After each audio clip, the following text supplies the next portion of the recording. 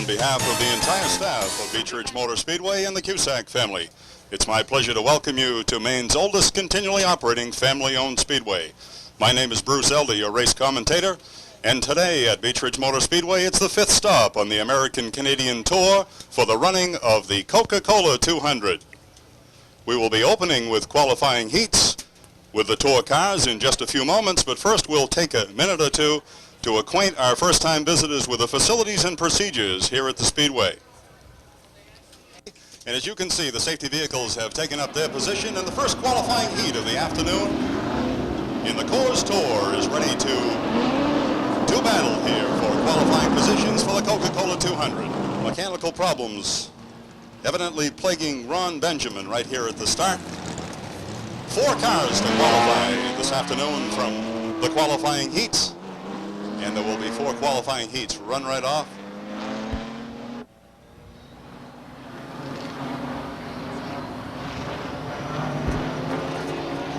Pace car makes its way to the infield pit road, and we're ready for a start with Bill Zotto Jr. on the pole, looking for green out of turn 4. Zotto and Kenyon race to the one-turn. Kenyon with a slight advantage as they negotiate the 1 and 2 turn down the backstretch. Kenyon on the outside takes over the lead as they approach turn 3. Zotto in second. Mike Johnson on the move in the 33, as is Bobby Gahan in the number 50. A couple of familiar names here at the Speedway. Remember, folks, only 4 cars to qualify in the qualifying heats. Right now, it is Tom Kenyon showing the way down the backstretch, looking strong this afternoon. Mike Johnson trying to make the outside groove work in the 33, as is Jeff Stevens, no stranger to Beech Ridge Motor Speedway, his home track. Talked to Jeff earlier in the day, and he said he experienced a hard crash after establishing himself as the pole runner at the last tour event. Tore up a lot of equipment and said that he's just hoping for a good day here this afternoon. And up front, it is Tom Kenyon showing a lot of strength here this afternoon as he begins to put more distance on the second-place car, Bill Zotto Jr. Kenyon is out of Ottawa, Ontario, Canada, and looking to establish himself as perhaps the man to beat here this afternoon early on as he turns some fast laps here at Beech Ridge Motor Speedway. We've already had Tour cars clocked on the radar gun at 95 miles an hour, so the cars are turning strong here this afternoon. Bill Zotto, also a youngster out of Ontario, from Brampton, Ontario, your second-place driver, receiving some pressure now from the veteran Bobby Gahan in the number 50. This is Bill Zotto Jr.'s first trip to Beech Ridge Motor Speedway, and he's trying to make it a qualifying trip here in this first qualifying event. Down the backstretch, Bobby Gahan gets a good bite on the outside as he challenges Zotto to the outside, trying to take over the second-place position, and he does out of the 4 turn down the backstretch. Second place now in the hands of Bobby Gahan out of Barrington, New Hampshire. Jeff Stevens also on the moon, gets a little loose out of the 2 turn, and working hard to try to be the 4th place qualifier, but he slips a little bit in the 4 turn and relinquishes that position to the 09. That is Robbie Thompson trying to be the 4th place qualifier as he works to the inside. A 3-way battle now for that 3rd and 4th place spots. The last 2 qualifying spots up for grabs as Kenyon has just run away, and now Bobby Gahan is also just pulling away from the rest of the pack. Cars sideways in the 1 and 2 turn. Be 2 laps to go this time by, says starter John Halbert. 2 laps to go in this first qualifying event of the afternoon. 4 cars to qualify. 34 is Butch Burgess. And 4th place in the hands of Jeff Stevens. White flag is in the air for Kenyon. 1 lap to go.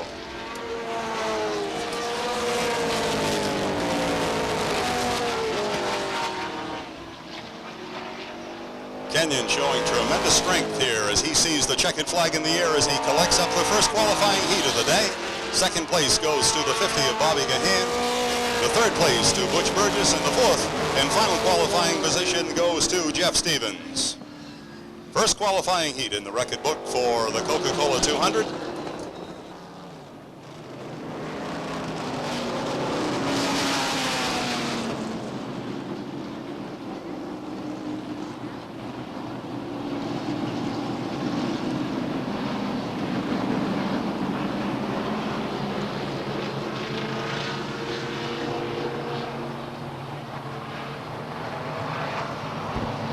the pace car from Pape Chevrolet makes its way down the infield pit road.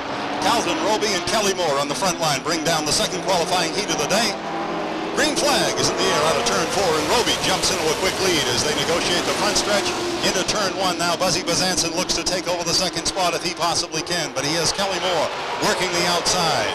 Remember, only 4 cars to qualify from each of the qualifying heats this afternoon. The rest of the cars will be forced to run a consolation event. Kelly Moore gets a little out of shape, brings it back as Glenn Cusack runs in the 4th qualifying spot. The 53 gets out of shape. That's Beatty. That'll bring out the yellow flag as he spins. Drivers do a nice job of avoiding him, although the number 12 bent a little sheet metal. That's Roger Godin in the 12 getting a little sheet metal bent up. It is the 53 of Dan Beatty spinning on the backstretch, putting us under caution here in the second qualifying event of the day. And comes here often to Beech Ridge Motor Speedway, ready for a restart out of turn 4. John Halbert on the flag stand. Green flag is in the air for a single file start. Carlton Roby reestablishes himself as your leader. Buzzy Bazanson in the number 2. Then comes Kelly Moore with a good grip on 3rd, and then Glenn Cusack, your top 4 in qualifying cars at this moment. Bazanson dives to the inside as they negotiate the front stretch, squeezes under Carlton Roby, looking to take over the lead, and he does out of the 2-turn down the backstretch. Kelly Moore trying to follow suit in the 1X. 3-way battle there at the front. Kelly Moore to the inside, taking over second place out of the 4-turn down the front stretch. Puts Carlton Roby back to 3rd. Glenn Cusack, your 4th place car and last qualified car. Keep your eyes on the back of the pack as all of these gentlemen want to qualify in a heat and not have to do it in a consi.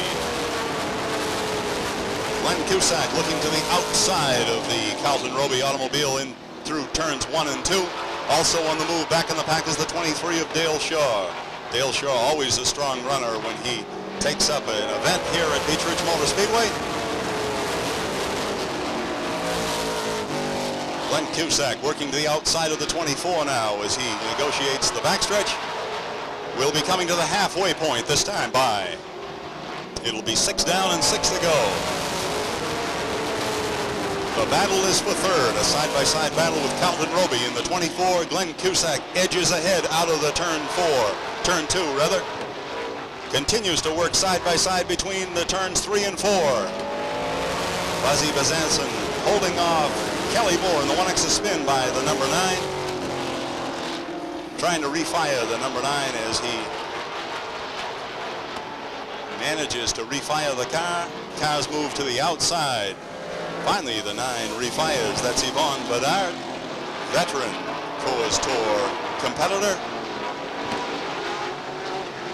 Glenn Cusack on the move in the number 2 as Dale Shaw spins off over the 3 and 4 turn. Looks like he blew a tire as he negotiated the 3 and 4 turn. It'll be 2 laps to go this time by. 10 down and 2 to go. Black flag is out to the 9 of Bedard as he is instructed to take it to the pit area. Glenn Cusack, meanwhile, has taken over the 3rd spot from Carlton Roby. White flag is in the air for Buzzy Bazanson, Kelly Moore, Glenn Cusack, and Carlton Roby, your 4 qualified cars. Paul Johnson desperately moving on the outside in the 85 as the checkered flag flies. Buzzy Bazanson collects up the second qualifying heat of the day. Then comes Kelly Moore in the 1X, the 2 of Glenn Cusack, and the 24 of Carlton Roby for your qualified cars out of the second qualifying heat of the afternoon. Ready for heat 3 of the afternoon.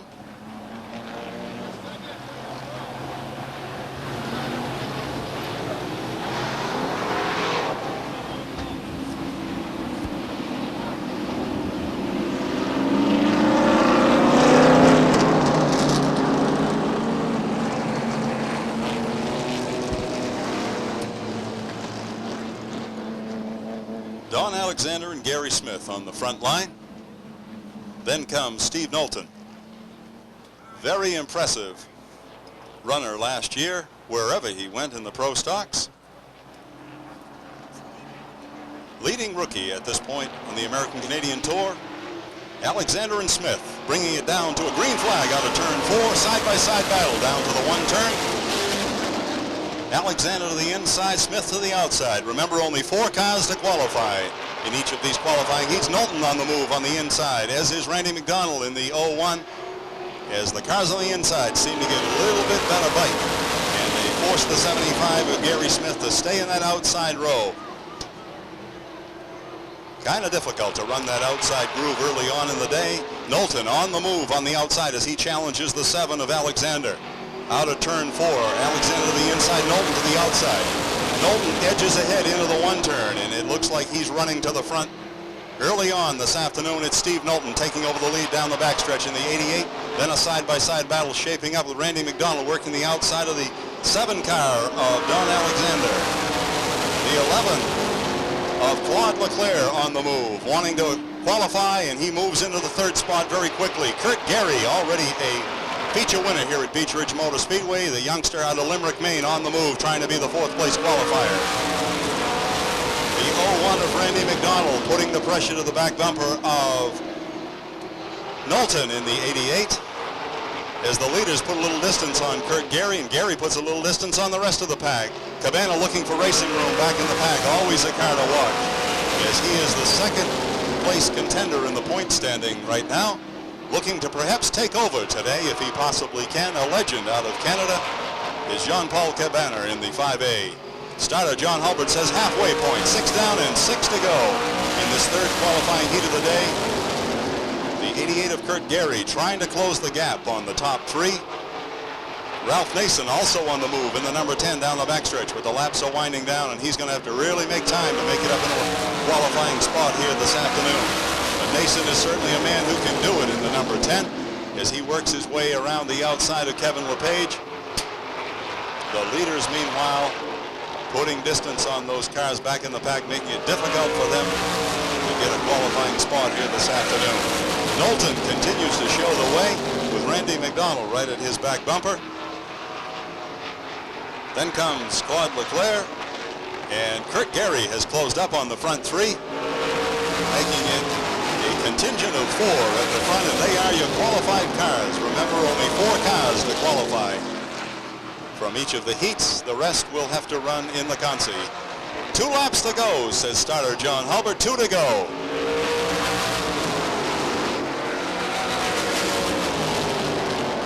A lot of the cars appear to be very even. Knowlton trying to pull away from McDonald, hasn't been able to do it. Claude Leclerc sitting right there on McDonald's bumper. White flag is in the air, meaning only 1 lap to go. The 4 qualifiers by themselves, and Ralph Nason and the rest will undoubtedly have to do it in the consolation events a little later on. Checkered flag is in the air for Steve Knowlton as he gets a last-minute challenge right at the line from the 01 of Randy McDonald. A couple of cars to watch this afternoon. And, of course, Claude Leclerc, always a car to watch, the number 11. Steve Knowlton brings it down to the start-finish line to collect up the colors from the starter. Nice round of applause for your winner of the 3rd qualifying heat. Steve Knowlton is out of Ipswich, Massachusetts, and a youngster who turned a lot of heads last year in pro stock racing, and looking to try and collect up Rookie of the Year honors here on the American Canadian Tour. Running strong here this afternoon.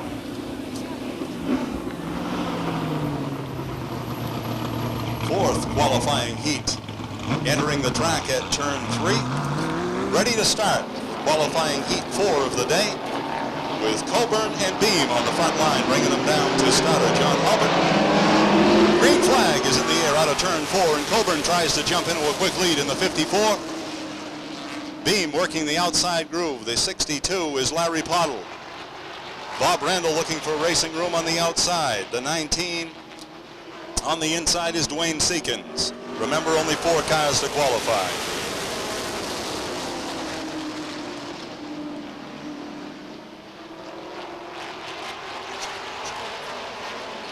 Keep your eyes on Robbie Crouch in the 48 and Dave Dion. Dion was turning some tremendous times here earlier in the day. When I talked with Jeff Stevens about his prediction for the day. He said, I think that orange number 29 is going to have something to say about how things come out today. And I know on the stopwatch, Dion was turning some fast times, so keep your eyes on the 29 of Dave Dion and the 48 of Robbie Crouch as they look for racing room, as does Bob Randall. Cars boxed in right now with no place to go until things thin out just a bit. Your leader is still Bob Coburn out of Wynn, Maine. Then comes the 62 of Larry Pottle, being challenged now by the 19 of Dwayne Seekins. And the fourth place in qualified car right now is Jim Gary out of Limerick, Maine. Regular Saturday night runner here at Beech Ridge Motor Speedway is Jim Gary, father to the youngster in 88 that you saw in the last qualifying event. So we have a couple of father-son teams, two of them Beech Ridge cars and two of them tour cars in the way of the Zardos and the Garys. Halfway point this time by, says flagman John Halbert. 6 down and 6 to go in this fourth qualifying heat of the day. Keep your eyes on Robbie Crouch and Dave Dion on the move down the backstretch. Robbie Crouch working to try and take over the second place spot from Larry Pottle. Right on his bumper comes Dynamite Dave Dion in the 29. Work their way from the back of this qualifying heat. Now they're challenging for second and third place on the outside. Still Bob Coburn up front, but now it's Robbie Crouch making his way into second place in the number 48. And right on his bumper comes Dave Dion in the 29. Dion quickly looks to the outside of Robbie Crouch through turns 3. Looks to the outside down the backstretch. Larry Pottle hanging on to the fourth and final qualifying spot. Dion on the move on the outside. Races to the outside of Robbie Crouch as Robbie Crouch tries to look to the outside of Bob Coburn. Couldn't quite do it. Here comes Dion down the backstretch. Races into the 3-turn, takes over the lead. Little example of the power in the 29 this afternoon. Dave Dion takes over the front spot. Definitely a force to be reckoned with here at Beech Ridge Motor Speedway once again, just as he was as the season closed out the fall of 1989, when everyone will remember Dave Dion comes under the white flag, winning every event that he was in on Showdown Day here at Beech Ridge Motor Speedway. When I talked to him earlier today and I said, would you like to try to repeat? He said, hey, I would love it. Dave Dion shows the way. Checkered flag flies for the winner of the fourth qualifying heat. Then comes Robbie Crouch, Bob Coburn, and Dave St. Clair in the 14. Your 4 qualified cars. The rest will be back in a consolation event. As Dave Dion coasts down to collect up the colors, winner of the last tour event at Thunder Road. Dave Dion looking to repeat right where he left off last fall here at Beech Ridge Motor Speedway. Definitely a car to watch this afternoon in the Coca-Cola 200.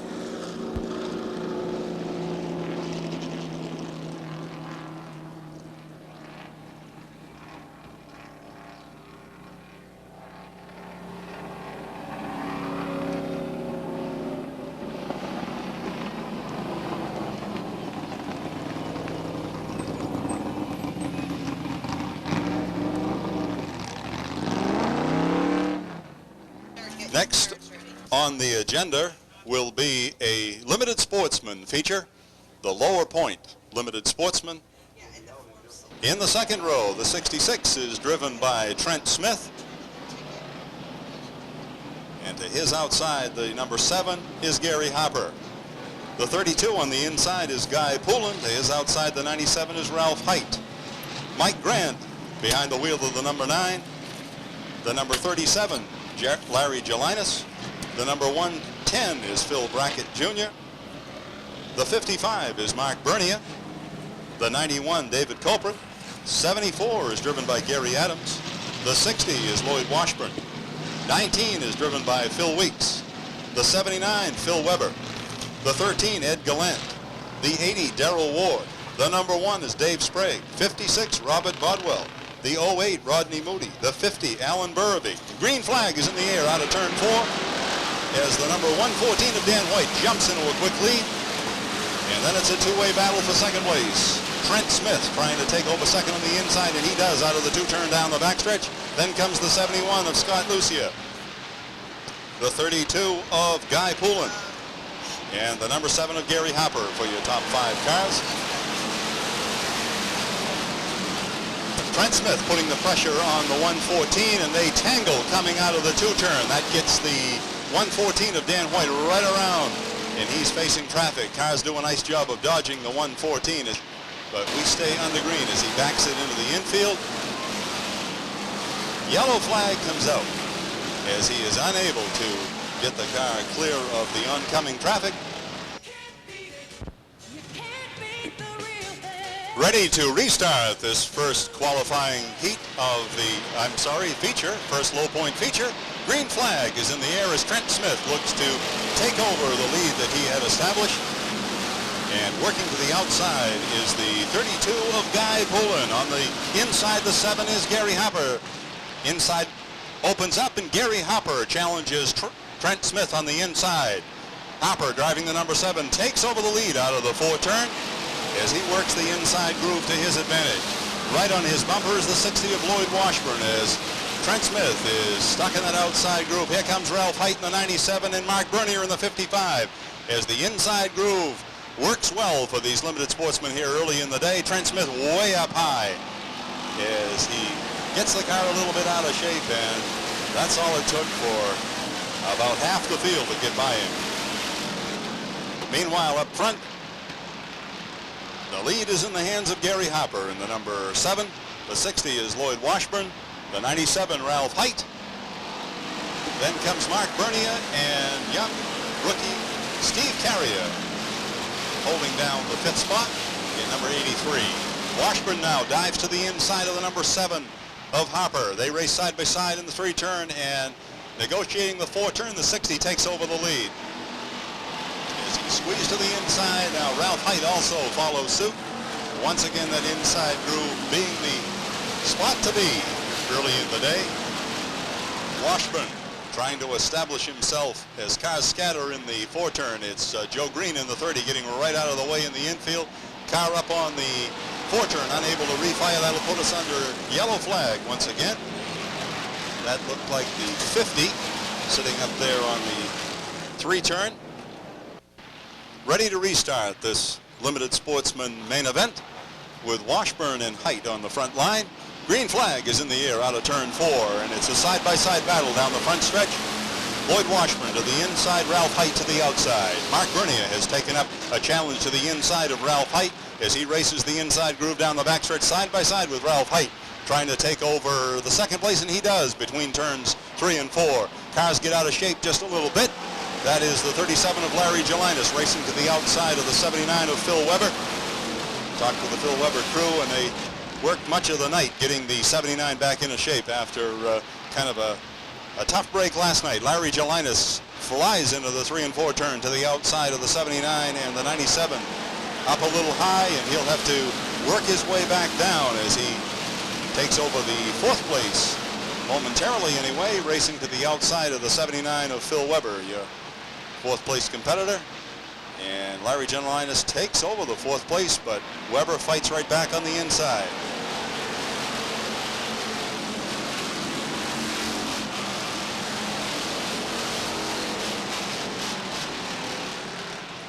Continues to be Lloyd Washburn leading the way.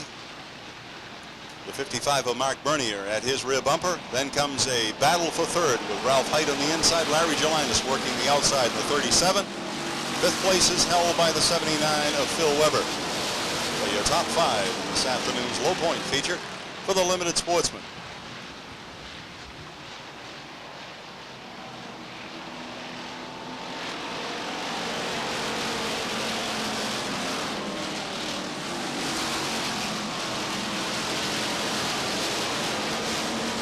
Flagman Eddie Walsh says it'll be halfway next time by. Larry Gelinas on the move on the outside, trying to work his way to the outside of Mark Bernier. At the halfway point, cars spin in the 3-turn, and the 105 of Glenn Reynolds slides into the 08, I believe that is. And that'll put us under yellow flag once again as the 08 of Rodney Moody and the 105 of Glenn Reynolds come together in the between the 3 and 4 turn. We're back to a caution flag.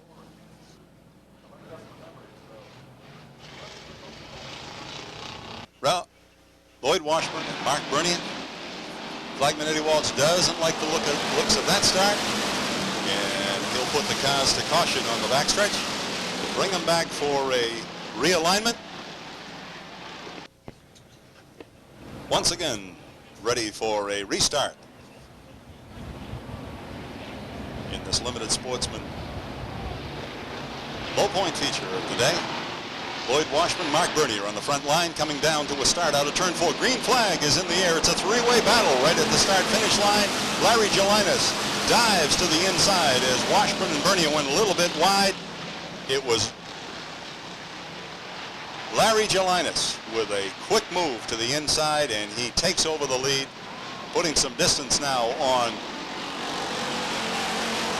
Lloyd Washburn and Mark Bernier. Then comes Phil Weber, and a battle for fifth between Ralph Height in the 97 and Phil Weeks in the 19 for your top half dozen here this afternoon in this first of two limited Sportsman feature events of the day.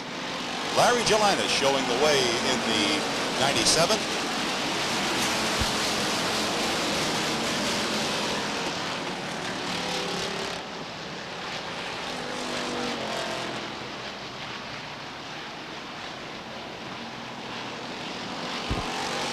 Larry Gelinas continues to show the way as he continues to put a little distance on the 60 of Lloyd Washburn. Clever move on the start by Larry Gelinas, as once that green flag came out, he just dove to the inside and went from third to first right at the start-finish line. And he's out there just cruising now in a car that's running very strong for him this year.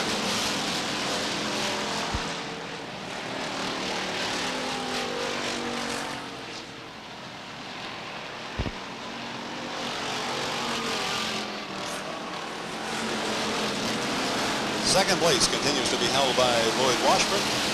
Then comes Mark Bernier in the 55, Phil Weber in the 79, Phil Weeks in the 19, Ralph Height rounding out the top half dozen in this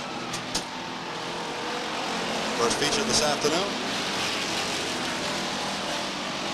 Yellow flag once again as Steve Perry is facing the oncoming traffic in turn 2 will put us back under a caution flag. Flagman Eddie Waltz says we're ready to restart with 18 laps down. Larry Gelinas back on line, and Lloyd Washburn to his outside. Green flag out of turn 4, and Lloyd Washburn gets right around sideways on the start, and that allows Phil Weber to advance, but he gets tagged going into the one turn, and several of the cars get collected back up. Looks like the 74 of Gary Adams getting into the 60 of Washburn. All the cars able to drive away except for the 03 of Steve Howard. And we are back to a yellow flag.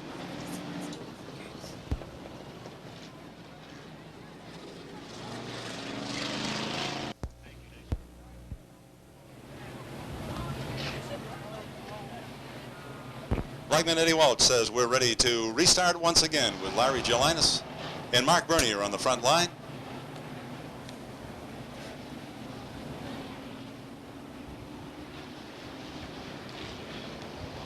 Ask the drivers to pick it up just a little bit out of turn 4. Green flag is in the air as they get kind of a slow start, and Gelinas just jumps away from the rest of the pack.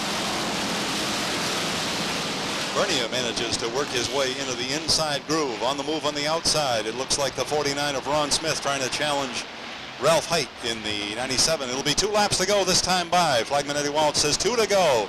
Cars all bunched up in the 3 and 4 turn, but up front it's all Larry Gelinas this afternoon in the 37. Then comes Mark Bernier, a two-way battle for the third spot with Height to the inside, Ron Smith to the outside. Then comes the 83 of Steve Carrier for your top 5. White flag is in the air for Larry Gelinas in the 37. Mark Bernier, Ron Smith trying to take over the third spot, working to the outside. Cars tangle right here on the front stretch. Looks like the 7 of Gary Hopper with a bumper torn off. Checkered and yellow flag will come out as Larry Gelinas collects the first limited Sportsman feature of the afternoon, followed by Mark Bernier, Ron Smith, Ralph Height, and it looked like Steve Carrier in the 5th place this afternoon. Larry Gelinas, as he comes down to collect up the colors from flagman Eddie Walsh, take his parade lap. A strong run by Larry Gelinas.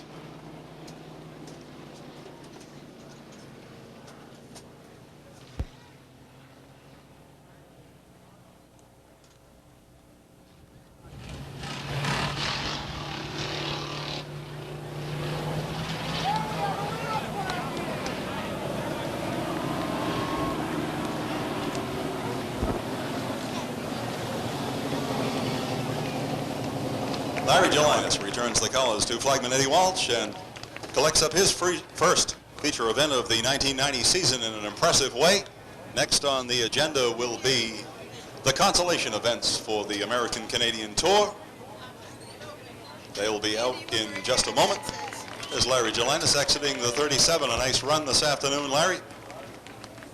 And definitely a car to watch from this point on in the season, as he was very strong this afternoon in the number 37.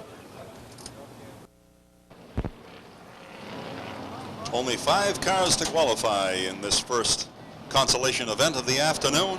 It's Robbie Thompson and Ralph Nason on the front line as they bring the group down to a start out of turn 4. Flagman Albert says pick it up a little bit. Green flag is in the air. Ralph Nason jumps into a quick lead as they race to the 1 turn.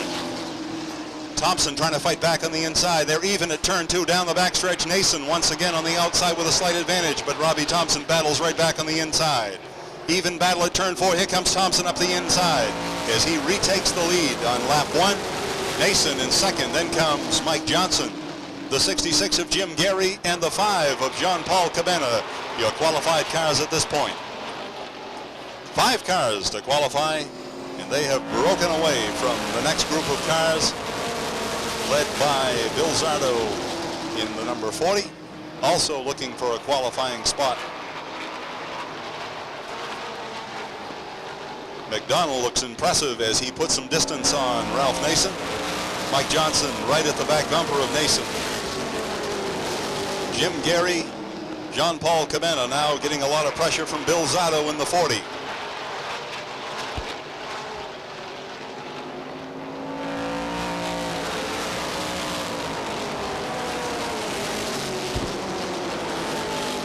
Robbie Thompson continues to maintain a fairly comfortable lead over Ralph Nason.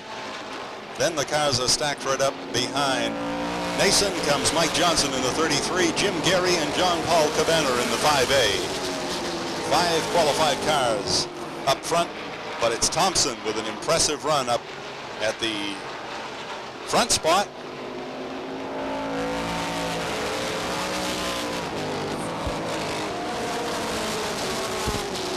Robbie Thompson in his rookie year on the American Tour goes a little wide down the backstretch, and Nason gains on him tremendously in the 3-turn. Ralph Nason now with a new lease on this race, and he challenges to the inside, has to get on the brakes as Thompson gets back down into the first groove. Nason just seems to come on. Mike Johnson coming on now.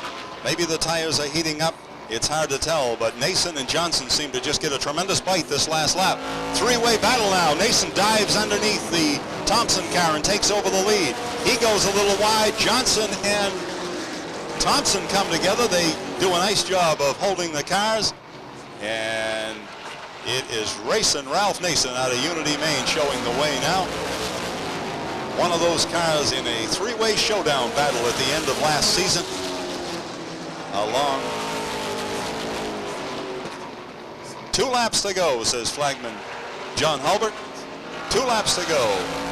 5 cars to qualify, and they are Ralph Nason, your leader. Then comes Robbie Thompson in second, holding off hard-charging Mike Johnson. Then comes Jim Gary and John Paul Cabana. Top 5 cars. White flag is in the air, meaning 1 lap to go.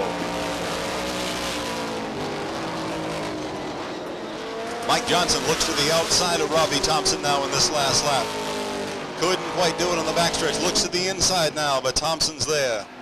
Checkered flag in the air for Ralph Nason. Cars get out of shape coming out of the 4-turn. Everybody holds it. And your top qualified cars, Nason, Thompson, Johnson, the 66 of Jim Gary, and the 5 of Cabana.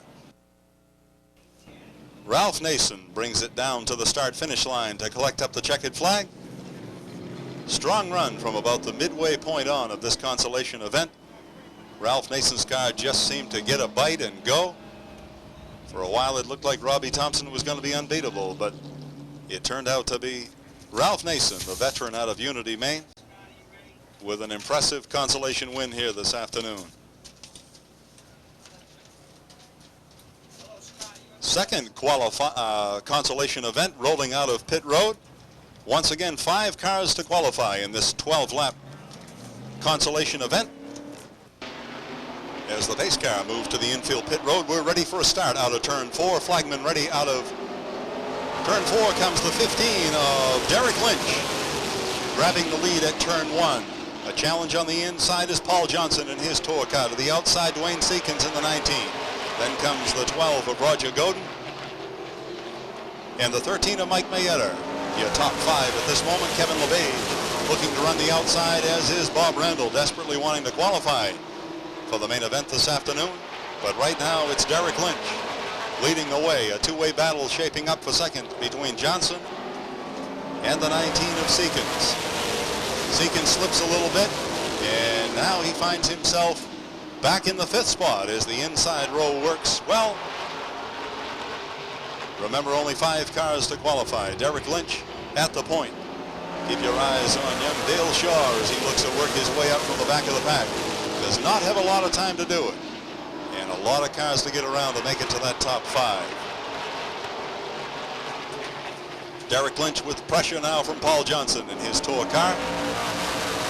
Johnson looked to the inside, couldn't do it, tucked right back in behind the 15 of Derek Lynch.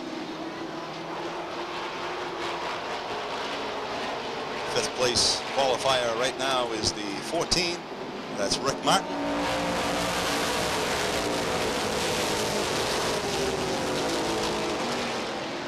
Bob Randall on the move as he makes his way around Seekins in his 91, his Saturday night car. Halfway point. Flagman says 6 down, 6 to go. Derek Lynch continues to lead the way with Paul Johnson on his rear bumper. Then comes the 12 of Roger Godin, the 13 of Mike Mayetta, and the 14 of Rick Martin. Your top qualified cars right now. Cars get out of shape a little bit, have to get on the brakes in the 3 turn. As those cars back in the 6th, 7th, 8th, 9th positions, desperately trying to make it to the top 5. Bob Randall on the move once again, as is Bill Zardo Sr. in the 46. Zardo dives to the inside of the 14 and tries to make room. 14 right around sideways. Martin does a nice job of holding the car. Now Randall sideways and can't quite hold it. Has to lock up the brakes. We'll have to wait and see if he can refire the 91. He goes to the inside, gets it refired.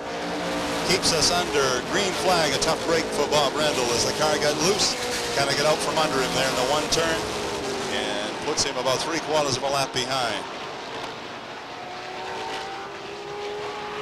It'll be 2 laps to go this time by. Car between the 1 and 2 turn will bring out the caution flag once again. Number 9, that's Yvonne Bedard. Unable to refire, finally does get the car refired, but not until the cars came under caution flags. Ready for a start out of turn 4. Green flag is in the air as Derek Lynch leads the way over Paul Johnson, Roger Godin in the 12, Mike Mayetta in the 13, and now Bill Zatto Sr., your 5th place and last qualified car. 2 laps to go this time by, says starter John Halbert. Top 5 cars put a little distance on the rest of the pack as the 23 of Dale Shaw is on the move, but does he have time enough? White flag is in the air. Dale Shaw still 2 positions out of qualifying as Derek Lynch has managed to lead the way here this afternoon, the second consi of the day. Checkered flag is in the air for Lynch, Johnson, Godin, Mayetta, and Bill Zatto Sr., your qualified cars here in the second consi of the day for the American-Canadian Tour. Young Derek Lynch out of Norwood, Ontario, comes down to collect up the colors from John Halbert. 19-year-old youngster from Norwood, Ontario. Impressive here this afternoon. Sophomore driver in the American-Canadian Tour. Looking for a good run here today. Next on the agenda will be the High Point Limited Sportsman for their feature of the afternoon. Ready to roll out of pit road for a 25-lap High Point feature in the Limited Sportsman division.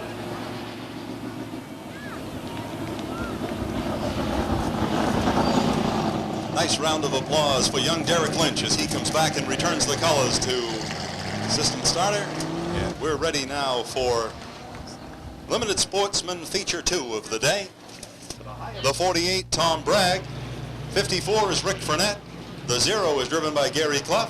Number 2 is Brad Late. Ready for a start out of turn 4. Green flag is in the air. And it's Russ Johnson jumping into a quick lead right off from the pole position.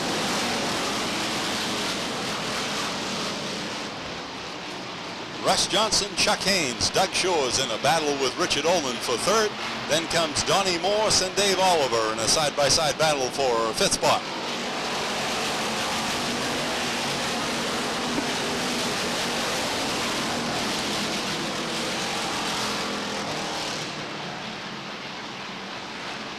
Russ Johnson continues to show the way. Younger brother of late model driver Jay Johnson leads the way. Doug Shores way out over the stripe as he gets a little wide, loses a position or two, brings it back between the 1 and 2 turn, battling for third spot to the outside of Richard Olin in the 69. Then comes Dave Oliver in the 94 and the 12 of Tim Gendron.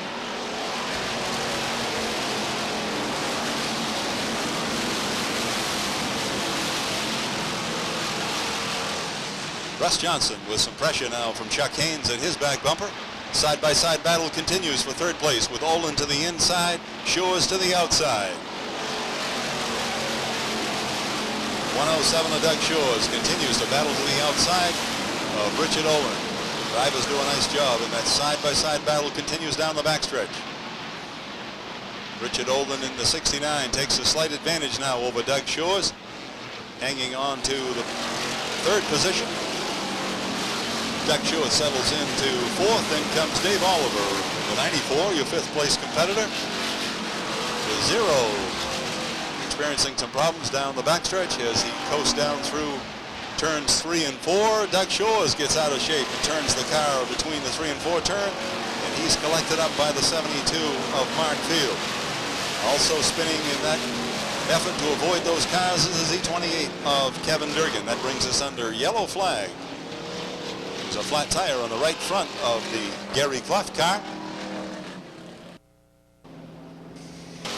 5 laps down in this 25-lap Limited Sportsman main event of the afternoon. Once again on the front line, Russ Johnson on the pole. Chuck Haynes to his outside in number 68. Ready for a start out of turn 4. Johnson and Haynes bring the field down to a start. Green flag is in the air as they race the front stretch. It's Russ Johnson. Chuck Haynes experiencing some mechanical problems right on the start. A tough break for Chuck Haynes as he simply has to coast the car to the outside, and it looks like he may be headed right to the pit area. Tough break for Chuck Haynes as he started out running in that front row this afternoon. Now the challenger to Russ Johnson is Richard Olin in the 69 as he races to the back bumper of the 60 of the 34. Then comes the 12 of Tim Gendron. The 6 of Billy Thompson on the move as he races to the outside of Gendron in the 3 and 4 turn. Then comes a side-by-side battle with Bubba Pelton in the 27 and Dave Oliver in the 94.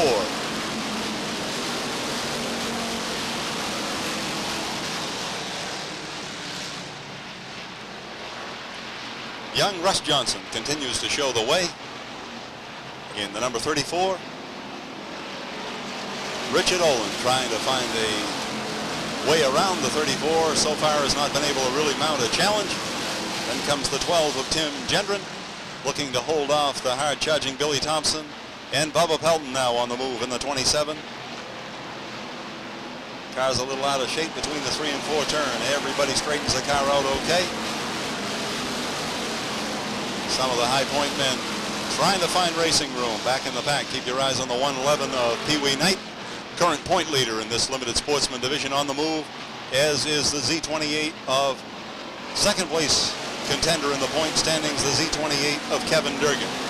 Both of those cars, starting from the tail end of the lineup now, have worked their way up about halfway through the pack. Pee Wee Knight sideways between the 1 and 2 turn, does a nice job of holding the car. He's being challenged now on the outside by Kevin Durgan in the Z28 as the 2-point leaders look to advance to the front here in this high point feature for the limited sportsman division. Russ Johnson continues to show the way as he puts a little distance now on the second place competitor Richard Olin. Tangle right here in the front stretch as the Z28 of Kevin Durgan takes a hard hit from the 86 of Robbie Herrick. That puts us right under a yellow flag. Durgan able to drive away from that. The front end of the Herrick car has obviously sustained a lot of damage.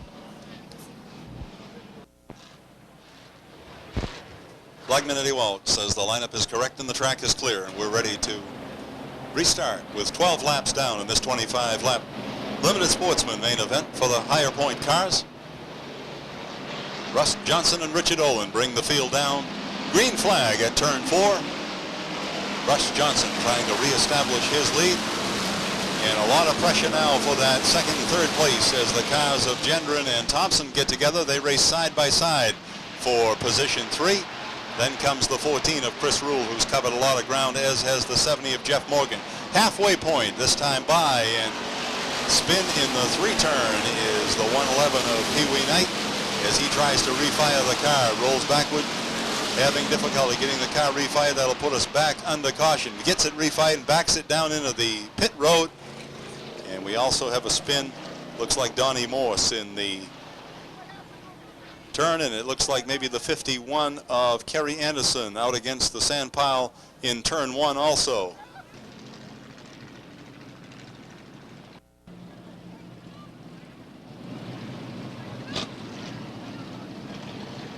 With 14 laps down in this 25-lap limited sportsman feature event of the afternoon for the higher point limited sportsman, once again on the front line it is Russ Johnson in the 34 and Richard Olin in the 69 bringing the field down. Green flag is in the air. Cars get off to a bit of a slow start, but Johnson once again reestablishes himself as the leader. Challenging on the outside now is young Billy Thompson in the number 6 as he looks to the outside of the 69 of Richard Olin, trying to take over second place if he possibly can. And his rear bumper, the hard charging Jeff Morgan in number 70, also looking to make that outside groove work.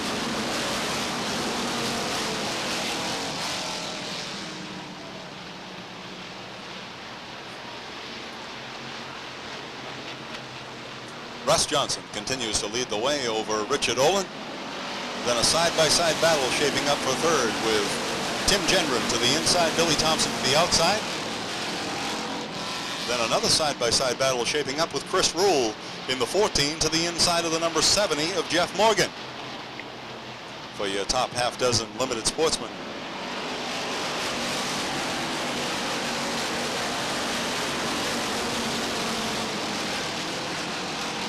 Inside groove continues to be a bit of an advantage as Johnson, Olin, and Tim Gendron all work the inside groove to their advantage.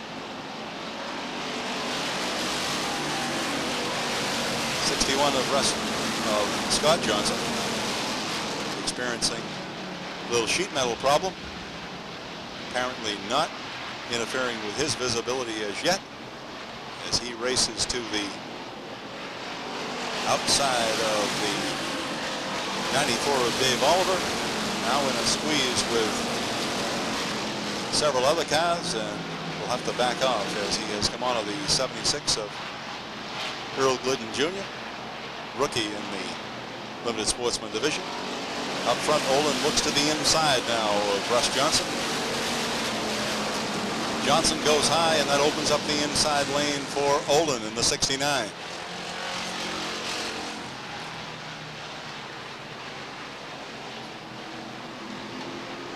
Side-by-side battle down the front stretch now as Johnson tries to work the outside groove and maintain his lead over the 69 of Richard Olin.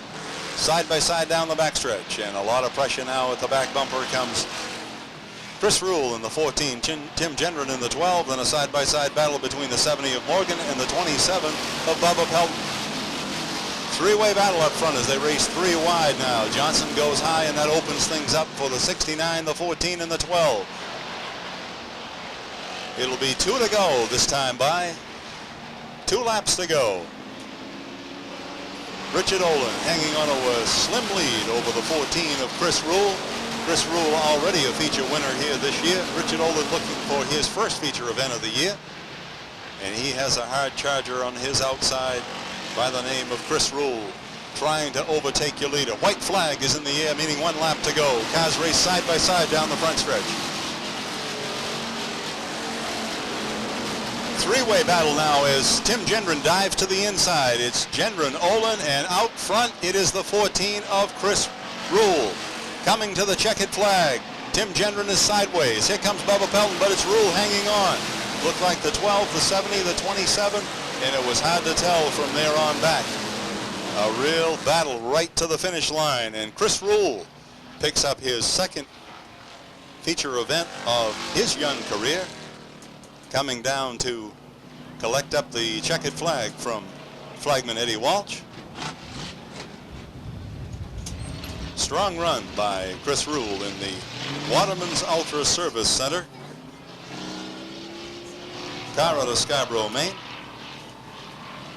And already his second feature event of his young career.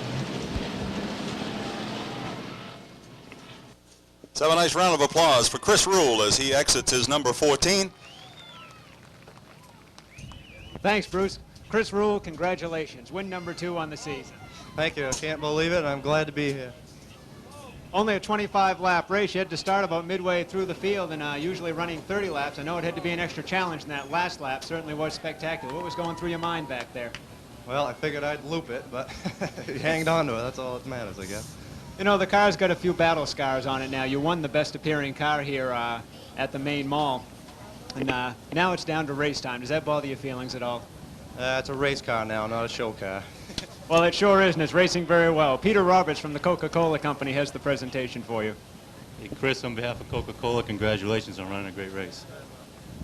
Thank you. I'd like to thank my sponsors and all my crew, Jeff Waterman, Sunoco, JR Repair Service, Atlas Towing, all kinds of people, I guess. B&G Speed Shop, Warren Hamilton, Alan Berry, George Nelson. Without all these guys, I wouldn't have been able to do it. I know the support is behind you, and you put on a good job for them today, and I know they're proud of you. Ladies and gentlemen, once again, a nice round of applause for Chris Rule. Bruce? Thank you, Andy.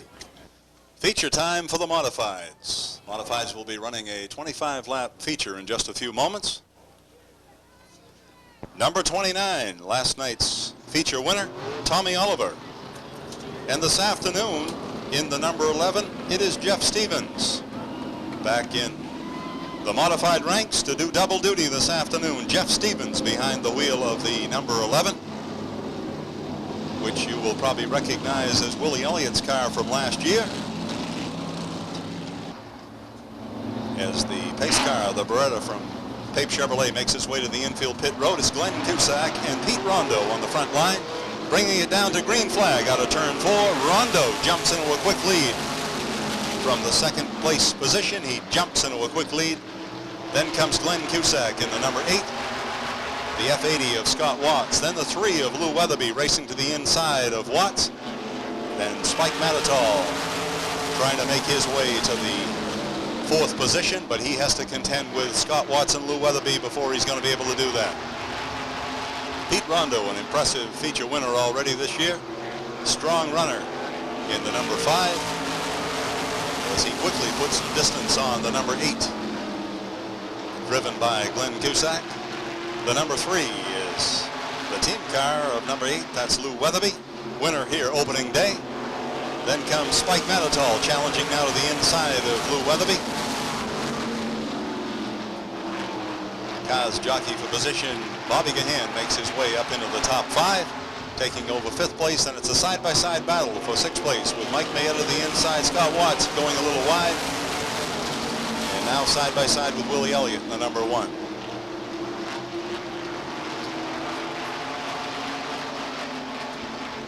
Continues to be Pete Rondo with an impressive show of strength here this afternoon in the number 5. Modifieds clocked on radar up around 97 miles an hour this afternoon. They are getting around there.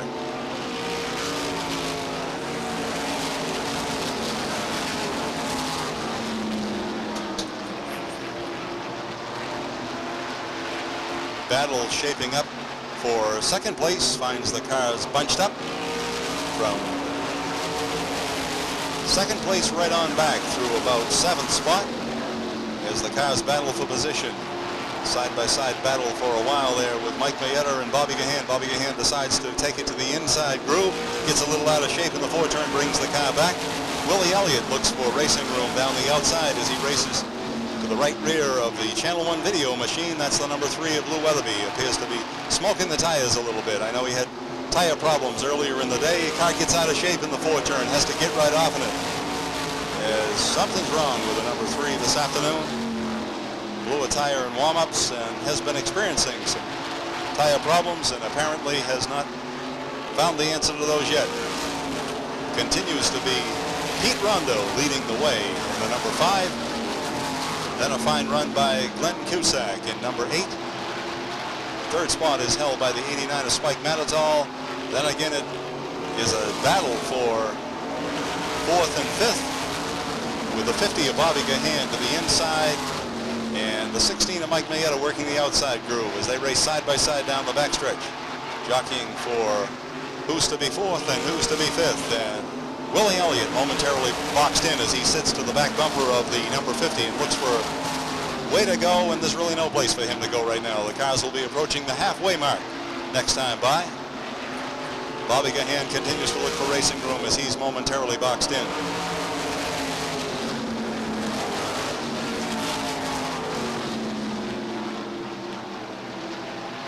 Still that side-by-side battle going on as they race the backstretch to the 3-turn with Bobby Gahan on the inside, Mike Mayetta to the outside. Trying to advance on 3rd spot, being held by Spike Matadol. Mike Mayetta gets a good bite out of the 2-turn, but Bobby Gahan battles back to the inside as they race to the 3-turn. Trying not to relinquish that position and give up that inside row if he can possibly help it. Mayetta keeps looking to work his way around the outside of Bobby Gahan. Will he do it this time? He just might. Out of the 2-turn, Mayetta gets a good bite, and once again Gahan fights back on the inside. They're side by side down the front stretch. Willie Elliott looking for racing room as he sits to the rear bumper of the 50 of Bobby Gahan. Mayetta once again strong out of the 2-turn as he takes that position, but only to relinquish it in the 4-turn to Bobby Gahan on the inside. Mayetta continues to battle on the outside. Will he take the position? It looks like he may. The 2-turn is his strong turn, and he now has his sights set on the 89 of Spike Matadol as laps wind down, and Pete Rondo continues to run away with the modified feature event here this afternoon, continuing to put distance on the number 8 of Glenn Cusack.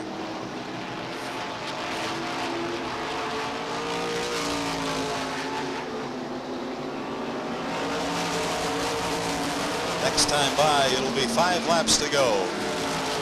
20 down next time by with 5 to go. 5 to go now for the modifieds as Glenn Cusack receives a lot of pressure now from Spike Matadol to the inside and Mike Mayetta to the outside. Then some distance back. In 5th it is Bobby Gahan trying to hold off the hard-charging Tommy Oliver and Willie Elliott. Mayetta works the outside groove, trying to work his way around Spike Matadol.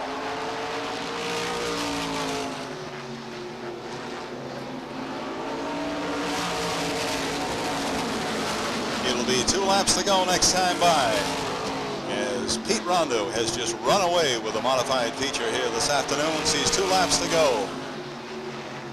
Glenn Cusack continuing to hold off Spike Matitol in the 89 and Mike Mayetta in the 16 as they battle for second, third, and fourth positions. Then a two-way battle for fifth between the 50 of Bobby Gahan and the number 1 as the white flag flies for the field. 1 lap to go. The battle is for second, third, and fourth. Checkered flag is in the air for young Pete Rondo, collecting the feature event this afternoon. Second place, it looks like Glenn Cusack will hold off the 89 of Spike Matitol, the 16 of Mike Mayetta, and the 50 of Bobby Gahan for the top 5 this afternoon in the modified division. As Pete Rondo coasts down to collect up the checkered flag and make his parade lap in the Riverside trailer in Winnebago. Ken and Janet Matthews owned 88 Cavalier. Car is sponsored in part by Portland Pump and Team Auto Body, along with Riverside trailer in Winnebago. Pete Rondo, 24-year-old from Saco, Maine.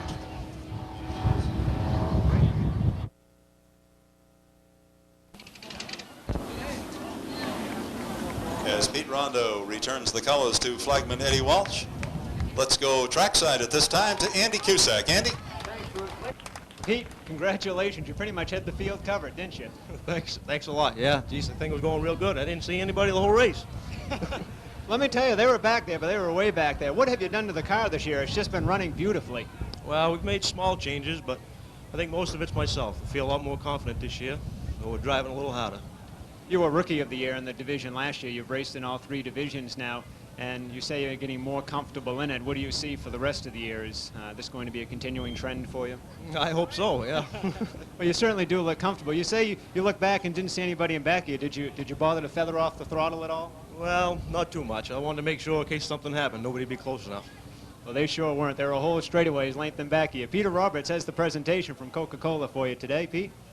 Hey, Peter, on behalf of Coca-Cola, congratulations. It was a great race. I mean, no one was even close to you. Thank you very much. Thanks. You certainly dominated the show today with the modified division. Peter, tell us a little bit about the sponsors that are joining you this year.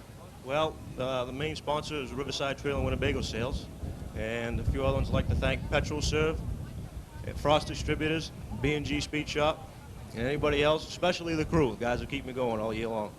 And we all congratulate you. A nice round of applause again for Pete Rondo. Bruce? Thank you, Andy. Next on the docket will be the non-qualifiers feature for the tour cars, ready to enter the track at turn 3.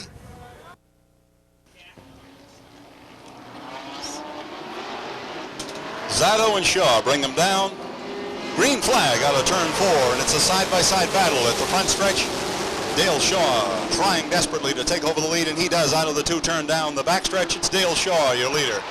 Jumping out of that 2-turn, here comes the number 14 of Rick Martin on the move, as is the 19 of Dwayne Seekins. All the drivers knowing this is perhaps the last chance to make it, and they've got to make an impressive run if they possibly can. Dale Shaw now demonstrating the strength of his Saturday night number 23 in a two-way battle shaping up for second, with Zato to the inside and Martin to the outside. Martin with a hard run trying to overtake the 40 of Bill Zato Jr., and he does down the backstretch to the 3-turn. Your second place position now held by Rick Martin. 15-lap event as cars spin in the 3 and 4 turn. We'll have to wait and see if they're able to refire. That looked like the number 7 of Don Alexander Jr. He does get the car refired and underway. The 69 sitting up on the outside will bring out the yellow flag. That is Art Beam, unable to refire the 69, and that'll put the cars under caution, ready to restart.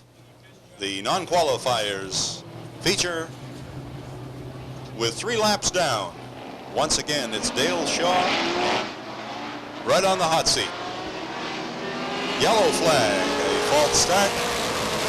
Starter John Halbert did not like the looks of that start. He's going to call him back to do it one more time.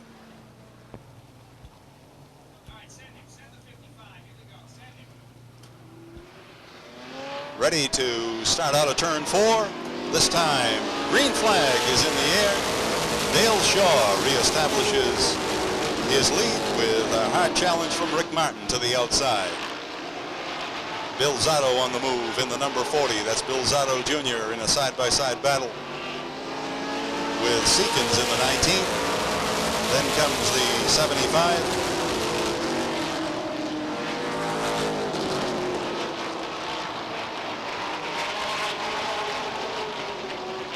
Dale Shaw continues to show the way in the number 23. Then comes Martin in the 14. Bill Zotto Jr. in the 40. Dwayne Seekins in the 19.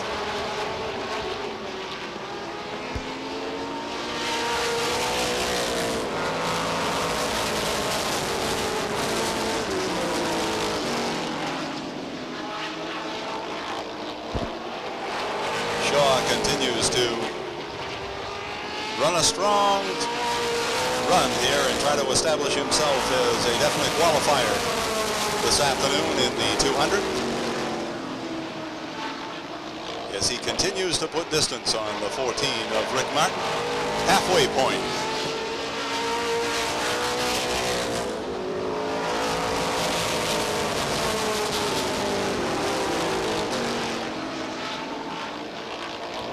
Shaw and Martin have put some distance on the left to the field.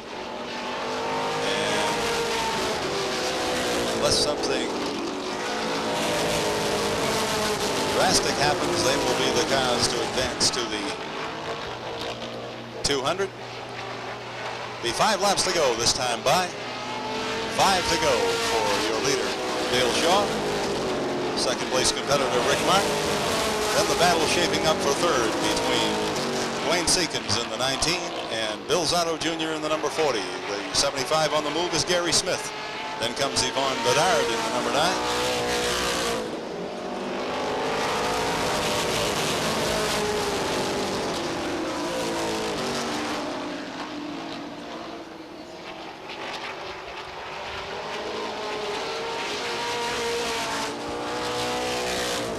Dale Shaw once again showing the strength of his number 23 as he manages to run away with this non-qualifiers feature. 2 laps to go, says flagman John Hulbert.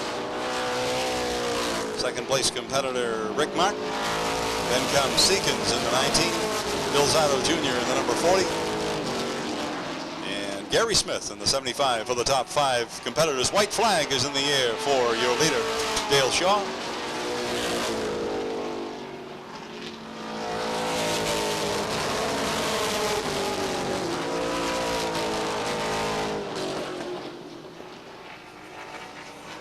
And the checkered flag flies for Dale Shaw as he collects the non-qualifiers feature here this afternoon.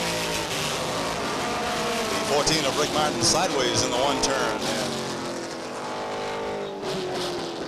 And perhaps just a little bit jubilant that he hopes to be a qualifier for the 200 here a little bit later in the day. Dale Shaw comes down to collect up the checkered flag and take his parade lap as the winner of this afternoon's non-qualifiers feature, and grab himself a spot in the Coca-Cola 200, as does the 14 of Rick Martin.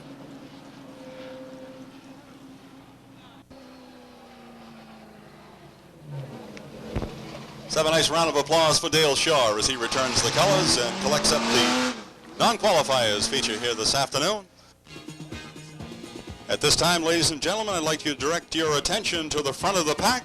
Manning the flag for today's Coca-Cola 200. We think he's one of the best in New England and Canada. It's John Hulbert.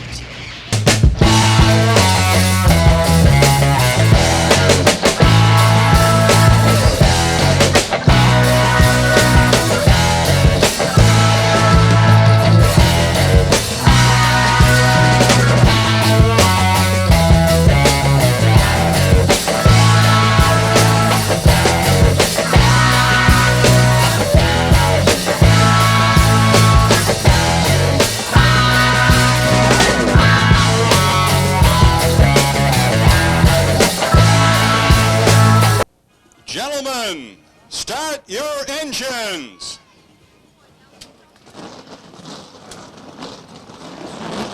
Scratching?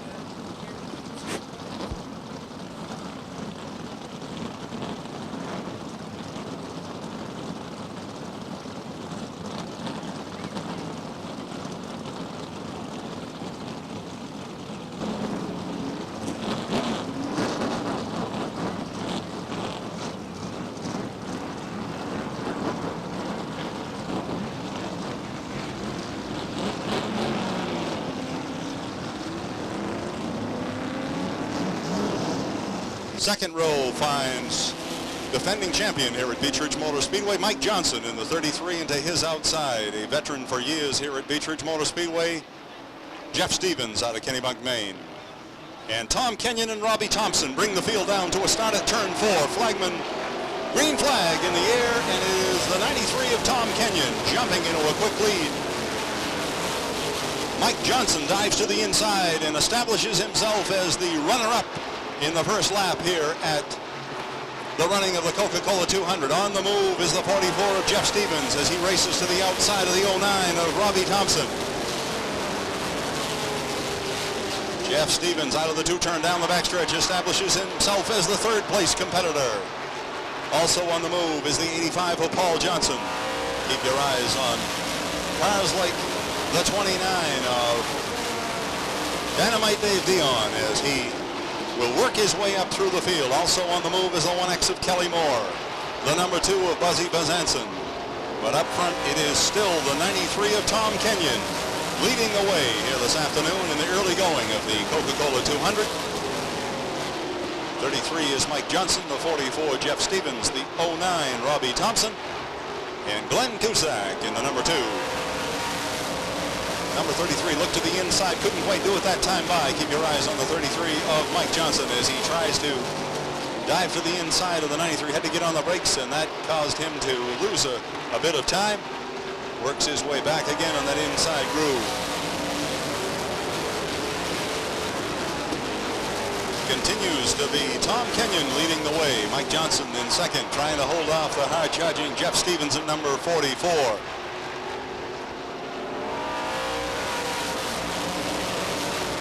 The number 2 of Buzzy Bazanson on the move, as is the 85 of Paul Johnson as they race the outside groove. Mike Johnson now with a challenger to his outside. The 44 of Jeff Stevens trying to take over the second spot. Side by side they race the front stretch. Stevens with a slight advantage as they enter the two-turn. Jeff Stevens takes over second place. In and out of the two-turn down the back stretch. That puts Mike Johnson back to third. Paul Johnson on the move now on the outside.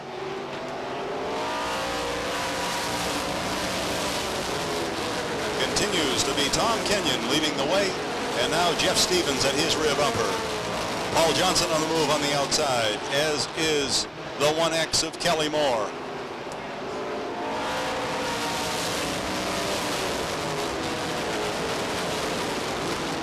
Cars get out of shape in the one turn. That's the 09 of Robbie Thompson. Does a nice job of straightening the car back up after losing it just momentarily. Jeff Stevens now putting the pressure to the back of Tom Kenyon in the 93. Stevens looked inside, then he looked outside. Now he's right at the rear bumper of the 93. And Johnson dives to the inside, couldn't quite do it. Paul Johnson collects up the 93 car. Tough break here in the early going as Paul Johnson tangles with the spinning lead car number 93.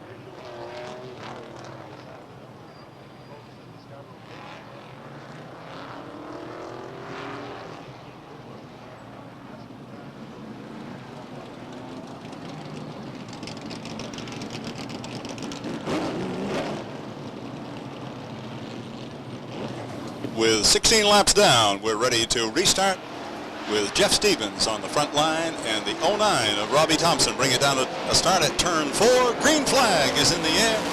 Jeff Stevens with a slight advantage as they race the front stretch to turn 1. Number 2 now entering into the picture, Buzzy Bazanson out of Blastow, New Hampshire, takes over the second spot. Third spot, a battle now. Mike Mayetta takes over third. Carlton Roby moving into fourth as the inside groove is on the move.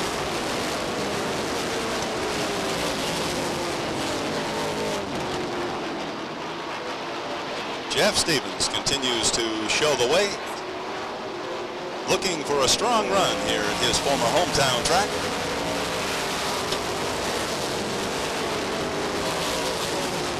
Jim Gary takes his 66 to the pit area. And hard to tell whether that will mean the end of the day for the 66 or not. He stays to the outside, doesn't even move into the pit area, talking with his crew. And a tough break here early on for Jim Gary.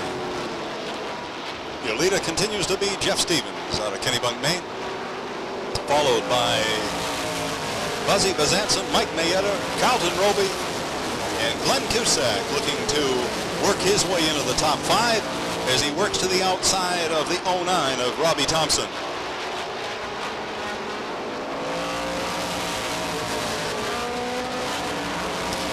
Dave Dion in the move on the one turn, working the outside groove of the number 29. A car to keep your eyes on, ladies and gentlemen, as Dave Dion won every race that he was in at the last time he visited Beech Ridge Motor Speedway last fall, including a shootout showdown race. And he's looking to come back and try to duplicate that feat if he possibly can this year. Keep your eyes on the 29. Out of Hudson, New Hampshire, he's definitely a car to watch.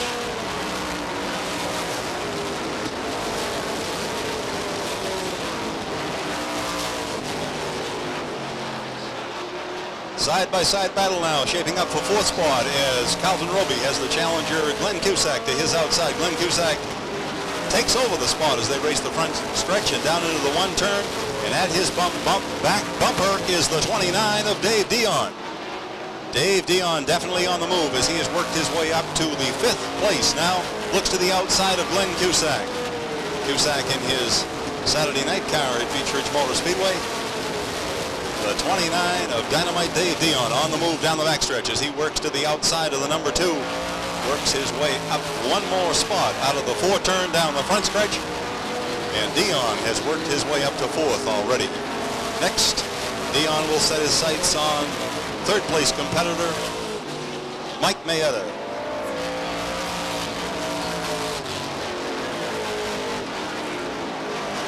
'48 of Robbie Crouch also on the move, another car to watch as he tries to work his way up into the top 5. Working to the outside of 24 of Carlton Roby now, down into the 3 turn. Robbie Crouch on the outside. Works his way up into 6th position. On his back bumper is Derek Lynch in the 15. A couple of additional cars to watch here this afternoon. The 15 of Lynch. Following Robbie Crouch to the front. 30 laps down in a 200-lap feature here sponsored by Coca-Cola. And your leader continues to be the 44 of Jeff Stevens. Stevens will be coming on to a pack of cars, and that may give Buzzy Bazanson just what he needs, a chance to close up on the rear bumper of the 44 of Stevens. Yellow flag is out as a car tangles in the infield side of turn 3. Will put us under a caution flag.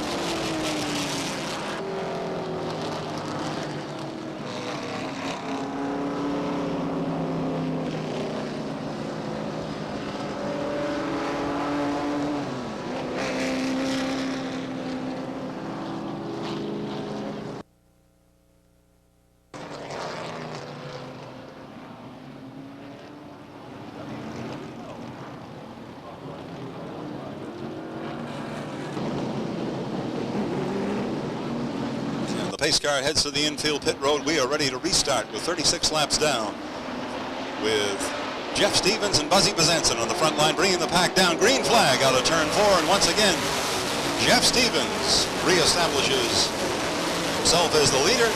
Then comes the 2 of Buzzy Bazanson. A battle for 3rd with Mike Mayetta on the inside. Dave Dion to the outside.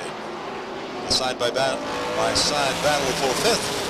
Shaping up with Glenn Cusack and Robbie Crouch moving to the outside of the number 2 of Glenn Cusack down the backstretch now.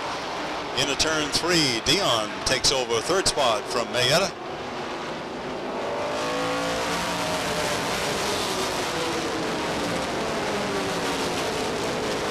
Stevens, Bazanson, Dion, Mayetta, and Cusack. Your top five with Robbie Crouch on the move on the outside, trying to work his way to the outside of Derek Lynch and Glenn Cusack.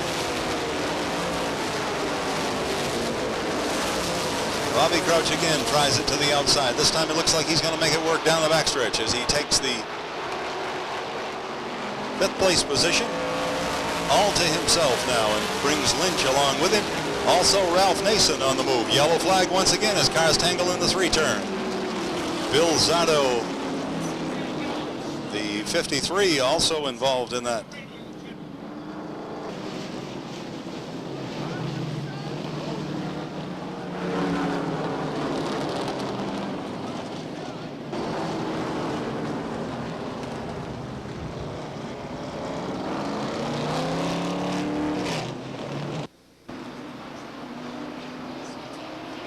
Pace car moves to the infield pit road, and we're ready with Stevens and Bazanson bringing them down. Green flag flies, and once again it is Stevens, and this time the 29 of Dion works his way under the number 2 of Bazanson. Here comes Robbie Crouch also as he dives to the inside, trying to secure 3rd place, and he does out of turn 4. As the restart causes a reshuffling of the front lineup. Now Dave Dion puts the pressure to the back of the 44 of Stevens. Stevens goes a little wide coming out of 4. Dion looked to the inside, couldn't quite fill the gap that time. You can be sure that he'll be looking to fill that gap if Stevens continues to move out to the outside. Not quite room enough this time by as Stevens continues to hold the lead, but he has a hard charging Dave Dion at his back bumper. Then comes Robbie Crouch. Ralph Nason has moved in a 4th. Mike Mayetta at 5th. Buzzy Bazanson back to 6th. And the 15 is Lynch. Jeff Stevens continues to show the way in the Moody Builders, number 44. Dion now looks to the outside as they negotiate the backstretch. Dave Dion looking to the outside as he works to the right rear quarter panel of the number 44. Dion continues to look to that outside groove to see if he can make that work. Find a way around the 44 of Stevens. Mike Mayetta trying to regroup on the outside as he looks now to the outside of the number 10 of Nason. Couldn't quite do it. Rides side by side with Buzzy Bazanson now. Once again up front, Dion looks to challenge the leader on the inside. Couldn't quite do it.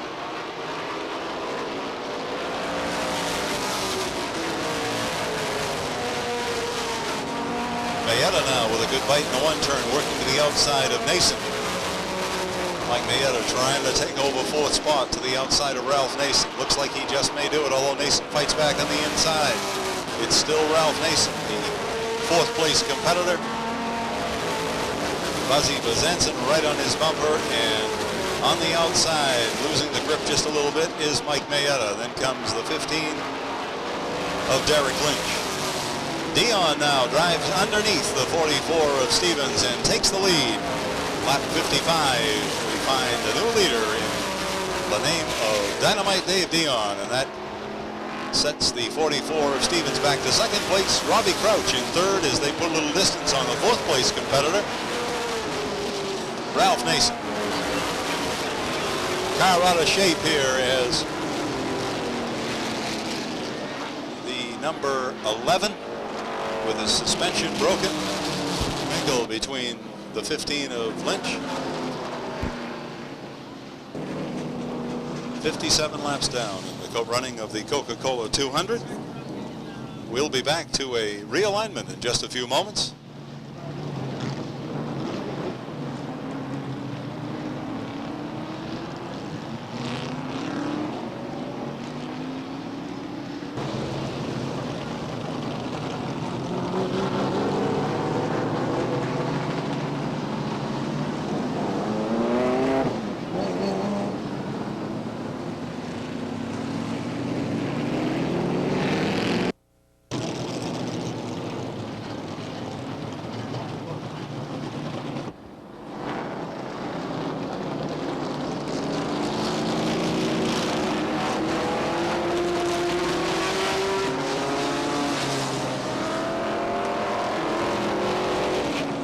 ready to restart at lap 61 with Dion on the hot seat.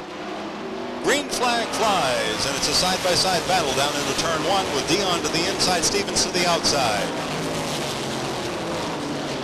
Stevens gets a good bite, but we're right back under yellow as cars tangle in the one turn. Looks like Kurt, Gary, and Bob Randall, Jim Gary, Dale Shaw,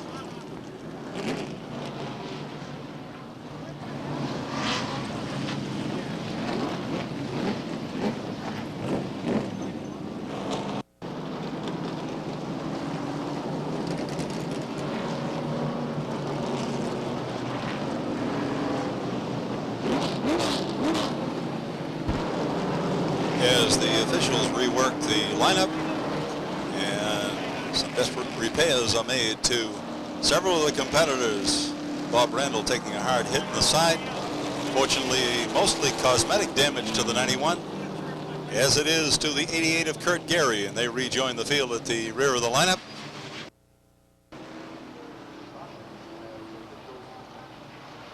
Dave Dion and Jeff Stevens to square off once again as we restart at turn 4. Last time Stevens appeared to get a good jump. Green flag is in the air. This time Dion gets a little jump on Stevens. Stevens looks to battle back on the outside. They race the 2 turns side by side down the backstretch. Dion with a slight advantage. Stevens tries to battle back on the outside. Robbie Crouch looks to fill the inside groove, keeping Stevens in the outside. Robbie Crouch now works his way into second spot out of the 2 turn down the backstretch. Also on the move is the number 2 of Buzzy Bazanson as he looks to the outside of the 14 of Sinclair.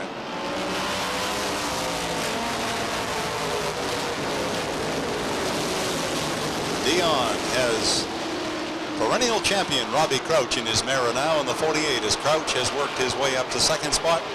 Jeff Stevens is in third, and the top 3 have a bit of a lead over the number 10 of Ralph Nason. Then comes Dave Sinclair and Mike Mayetta as the cars begin to stretch out. Dion turning fast laps here all day at Beech Ridge Motor Speedway, and he has established himself as the man to beat here this afternoon.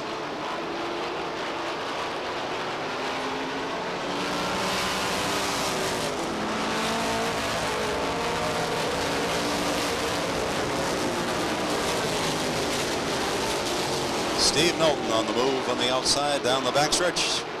The 88 trying to advance to the outside of the 5A of Cabana. And the 09, that's Robbie Thompson. Calvin Roby on the backstretch trying to dive to the inside of Bazanson, couldn't quite do it. Continues to be the 88 on the move on the outside, trying to advance in that outside groove. Has been difficult today. Cars seem to like the inside groove a little bit better, a little bit easier on the tires. Bazanson slows now out of the 2 turn down the backstretch. Several of the cars get out of shape just a little bit as Bazanson seemed to slow dramatically on the backstretch. Then he picked it back up again. Cars slowed right down here, flat tire on the right front of the number 4. He'll have to work his way to the pit area. Going to be hard to do now as the competitors are filling the inside groove. Dion continues to put some distance on the second place car, and that's a battle between Stevens on the inside, Crouch to the outside. Crouch once again works his way around Stevens, but he lost some ground to the leader, Dion.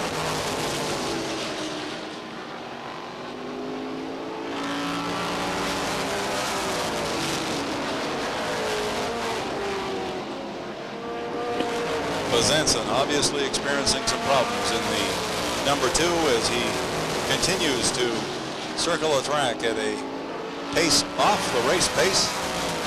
Perhaps he'll work his way into his pit area all the way to the back of the pack now. Obviously some mechanical problems plaguing the number 2. He continues to keep it out there. Leader continues to be Dave Dion. The number 2 now spins. There's obviously something wrong with the number 2 as he loses it in the 1 and 2 turn, experiencing something that has gone amiss on Fuzzy Bezanson's car, and he will undoubtedly have to take the car to the pit area. Is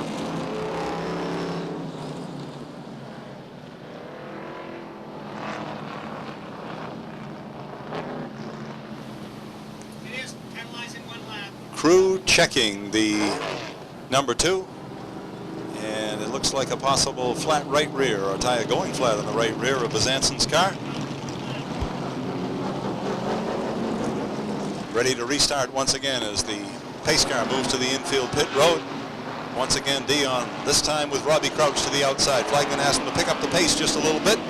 Green flag flies, and Robbie Crouch trying to challenge the 29 of Dion as they race side by side between the 1 and 2 turn. Dion with a slight advantage down the backstretch, trying to hold off multi-year champion in the Tour, Robbie Crouch. Now Jeff Stevens sees his opportunity to work back up into the fray as he works to the inside of the 48 of Robbie Crouch and tries to establish himself as the runner-up once again here this afternoon. Tires evidently cooled down a little bit, and that was to Stevens' advantage. Jeff Stevens is able to work back up into the second place position. That puts Crouch back to third. Then comes Ralph Nason in fourth, Mike Mayetta in fifth for the top 5 with 88 laps down here this afternoon. The running of this 200 lap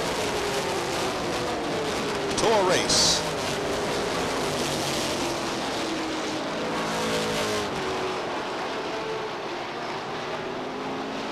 Bob Randall on the move in the 91. A lot of body damage to Randall's car, but he still seems to be turning quite well as he works to the outside of Kelly Moore in the 1X. Bob Randall trying to make up time that he lost due to that skirmish earlier in the race. Works to the outside of Kevin LePage now. Keep your eyes on Bob Randall as he works up beside Kevin LePage in the 21 and sets his sights on the 9 of Yvonne Bedard.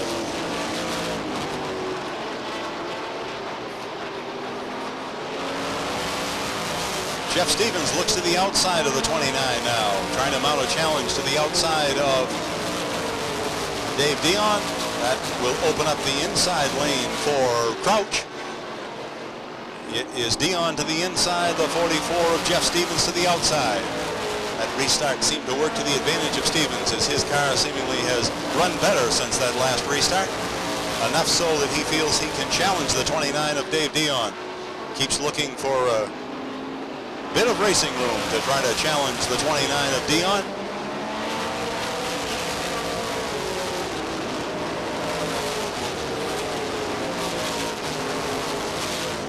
Bill Zotto also on the move in the 46 as he moves himself up into 6th place position. 46 working to the outside of the 14 of Sinclair.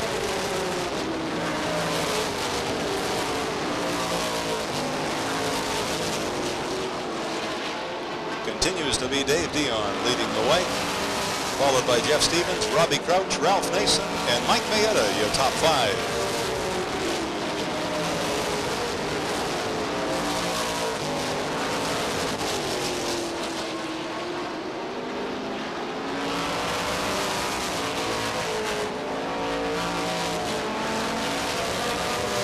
Kelly Moore trying to make up time now as he works to the outside of Bob Randall and Yvonne Bedard. Kelly Moore, always a strong runner here at Beech Ridge Motor Speedway in the Levitt prepared 1X.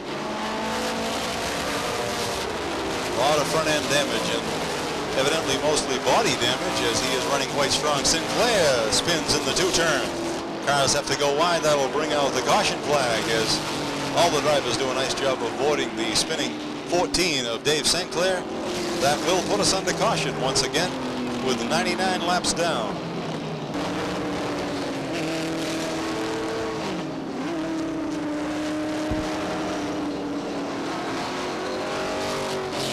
Tough break for the number 2 of Glenn Cusack as it was pushed behind the pit fence.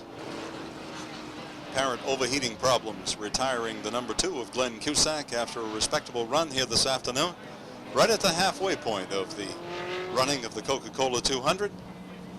cars taking advantage of this caution flag as Paul Johnson, Bill Zotto Jr., 53 of Dan Beatty also pitting, as is Randy McDonald in the 01. All the drivers feeling perhaps that at the halfway point, maybe they can make some changes and it won't make a whole lot of difference to go to the tail end. They still have nearly 100 laps to catch up to the leaders. Paul Johnson retiring at 85, just beyond the halfway point of this 200-lap race. We're ready to restart at turn 4. Dion in the 29, Jeff Stevens in the 44. Bring the field down. Ready for green out of turn 4. Dion once again gets the jump. Tight battle now for second place between Robbie Crouch to the inside, Jeff Stevens to the outside. Last time it appeared that the restart was to Stevens' benefit. We'll have to see what happens this time. Robbie Crouch and Jeff Stevens side by side between turns 1 and 2 down the backstretch. Stevens now looks to put a car length ahead of Crouch as they race the 4-turn. Stevens again trying to shake himself loose of the 48 of Robbie Crouch, and he does down the backstretch. This time by, he reestablishes himself as your second place competitor. Then comes Robbie Crouch, Ralph Nason, Mike Mayetta, Bill Zotto, your top 5.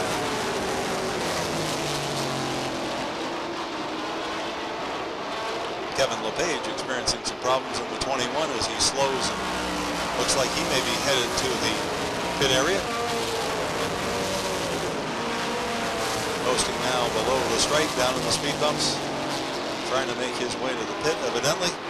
Meanwhile up front, Dave Dion is putting some distance now on Jeff Stevens as he's been able to shake free of the second place competitor and work himself out to a comfortable lead here this afternoon. Kevin LePage taking the 21 behind the pit fence, retiring in his bid to make a strong showing at the Coca-Cola 200. Not to be this afternoon. Spin in the 2-turn, the 1X of Kelly Moore, and that will once again put the field under caution. Ready to restart out of turn 4. Stevens and the 29 of Dion jumps into a quick lead. Closes things up a bit.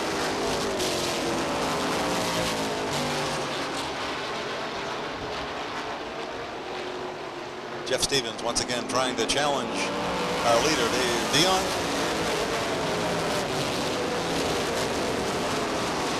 Kelly Moore with a quick tire change and rejoins the field on the backstretch. But undoubtedly a lost lap in that process. Leader continues to be Dave Dion as he looks to pick up where he left off in his last outing here at Beech Ridge Motor Speedway, where he won every race that he was in, and he has done the same so far today as he begins to put a little distance on the second place competitor Jeff Stevens. Third place in the hands of Robbie Crouch. Then comes the number 10 of Ralph Nason, the 13 of Mike Mayetta, the 46 of Bill Zardo.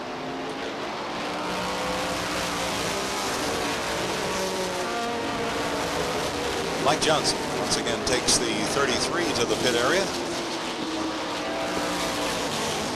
as he was involved earlier in a skirmish on the backstretch, and he decides to retire the 33 behind the pit wall. Yellow flag out once again as the leaders will slow down, and we will be back to a caution flag. Ready to restart. 120 laps down. Dion and Stevens race side by side out of the 4-turn down the front stretch. Once again, Jeff Stevens trying to challenge our leader, Dave Dion, as they negotiate the backstretch. Dion resumes where he left up at the caution flag, and that is at the front once again. About a 2-car length lead now over the 44 of Jeff Stevens. Then comes Robbie Crouch in the 48. The 10 of Ralph Nason. A side-by-side battle now for the 5th spot. Mike Mayetta being challenged by Bill Zotto in the 46.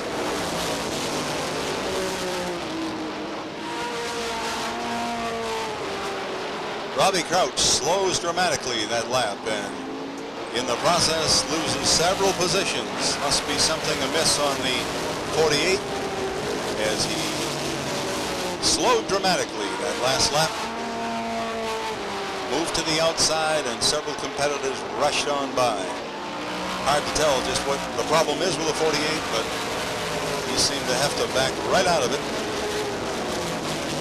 Is obviously not going at the pace that he was. Picks it up now as he negotiates the backstretch.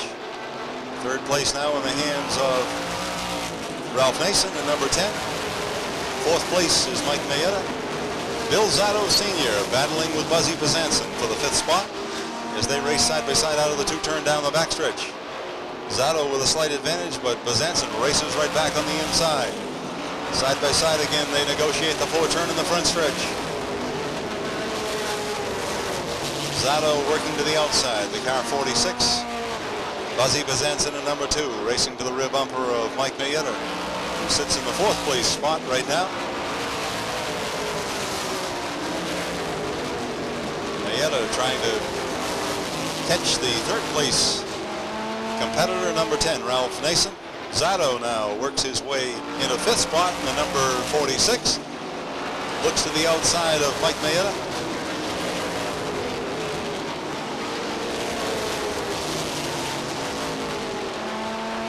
Meanwhile, the 1 and 2 place cars put distance on Ralph Nason as Dion is able to maintain his 3 to 4 car length lead over Jeff Stevens, and Jeff Stevens has a big lead over Ralph Nason. Back in third spot, then comes Mike Mayetta, Bill Zotto Sr., Buzzy Bezanson working to the inside of Zotto now. Cars touch just a little bit as Bezanson thought he had room enough and perhaps didn't. Races to the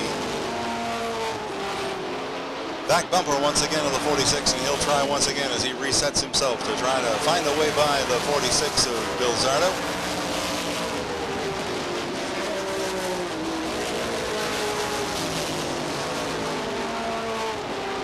Stevens appears to be closing just a bit on the 29 of Dion now.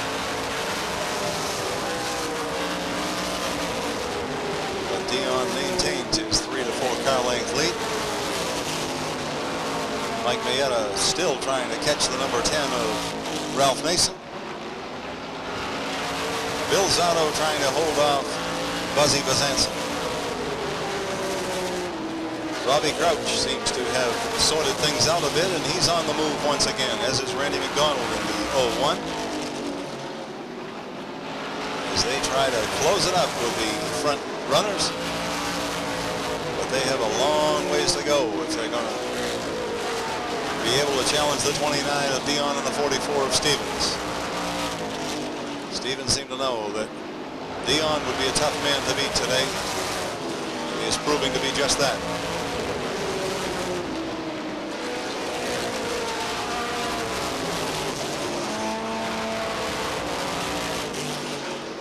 The race is for third, back through about 8th.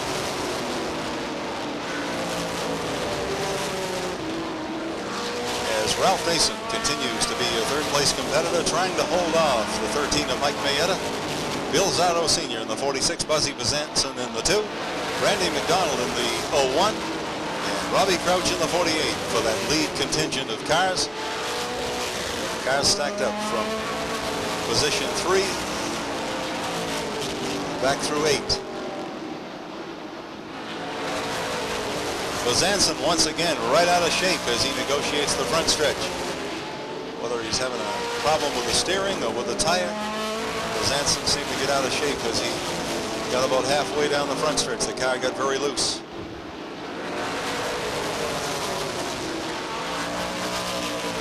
Randy McDonald now looks to challenge Bill Zotto Sr. on the outside.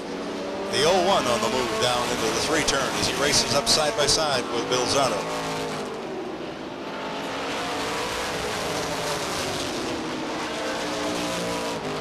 Randy McDonald takes over the position from Bill Zotto. works his way up to be the 5th place competitor now. The 1X of Kelly Moore looking to make his way to the backstretch pit area, undoubtedly retiring the car for the day, as the damage from that skirmish earlier in the day just was too much to overcome for the usual strong competitor here, Kelly Moore. Randy McDonald looks to challenge the 46 of Zotto once again, works to the outside.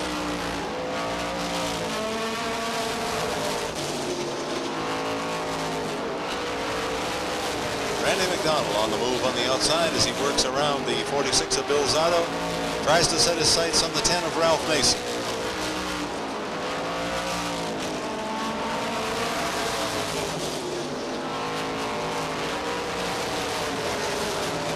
The 01, the fourth place competitor now, trying to put the pressure on number 10, Ralph Mason. Meanwhile, up front, it is all Dave Dion this afternoon, as he continues to put a little distance on the 2nd place competitor, the 44 of Jeff Stevens. The number 10 of Ralph Mason continues to try to hold off the hard-charging Randy McDonald.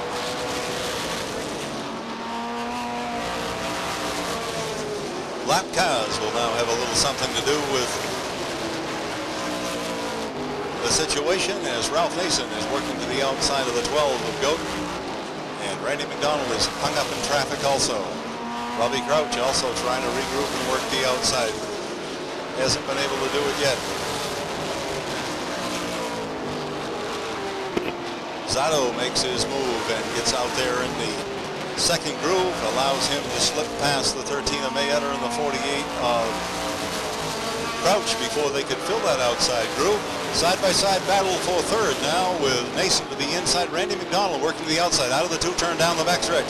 Randy McDonald takes over the 3rd spot, but he has a lot of ground to cover if he's going to catch Jeff Stevens. Just as Stevens has a lot of ground to cover if he's going to catch up to the 29 of Dave Dion.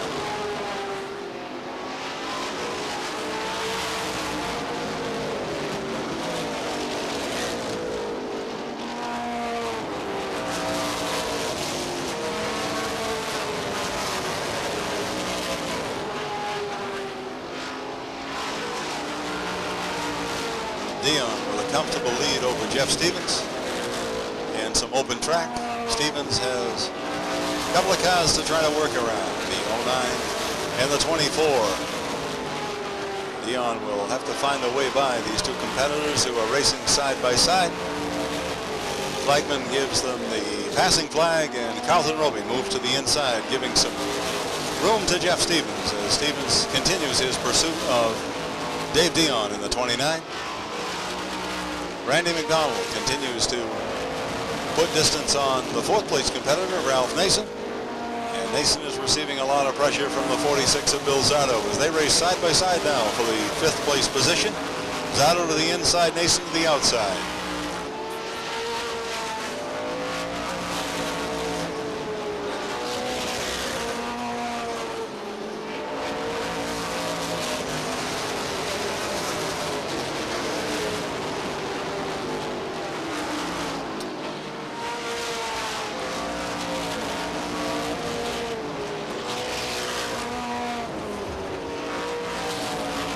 Number 10 of Ralph Mason continue to try to hold off the advance of Bill Zotto and the 46 as they race bumper to bumper out of the 2-turn down the backstretch. Zotto continues to look for a way around Ralph Mason. Continue to look to the inside. Now he glances to the outside to see if he can possibly make a run at the outside of the number 10. So far has not been able to do it.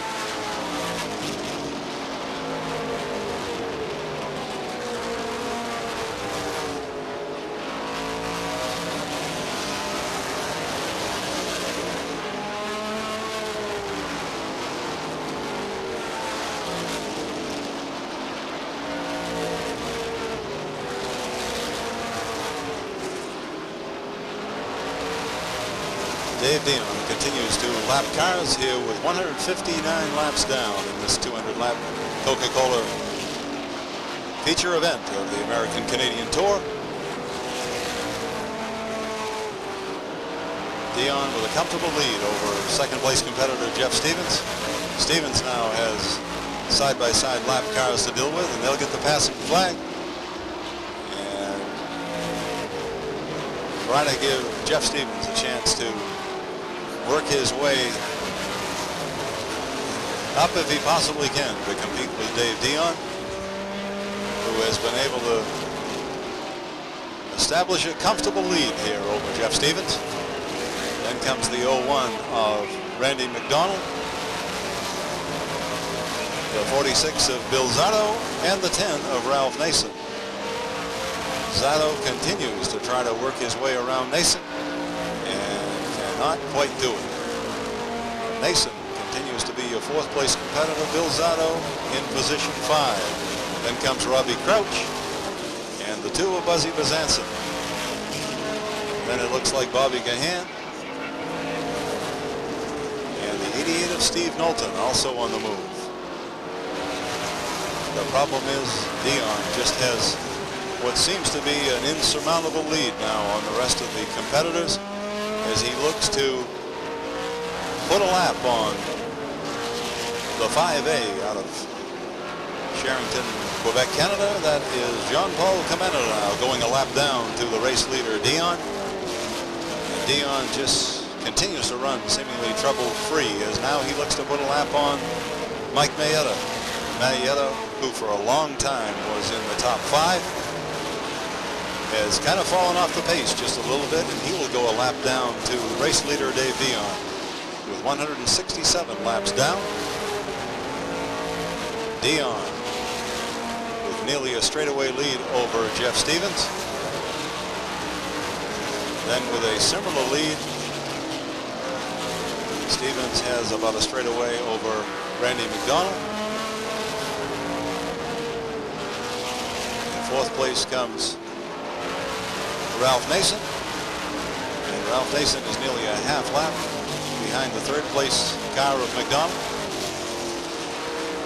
And he has a strong challenger on his rear bumper. That is the 46 of Bill Zotto for the top 5.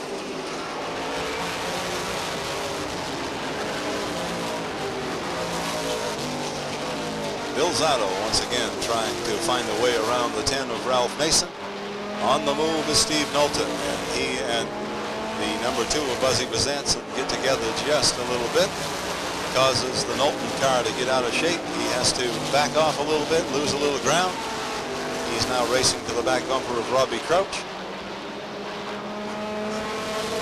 And Dave Dion looking to put a lap on Bobby Gahan with 172 laps down.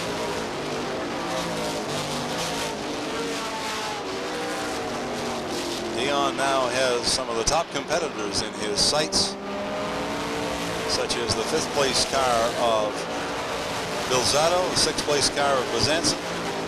He'll soon be approaching the 48 of Robbie Crouch.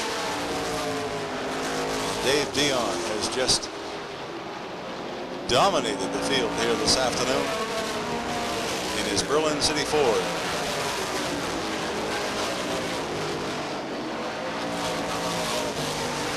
This will be 2 in a row for Dave Dion if he's able to continue on and collect this Coca-Cola 200 this afternoon, as he was a winner at Thunder Road a week ago.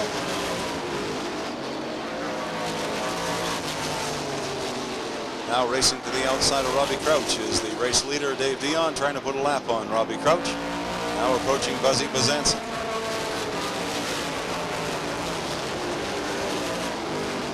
Fiberglass hood off a car up against the fence right below the flag stand. Fence does just what it's supposed to do.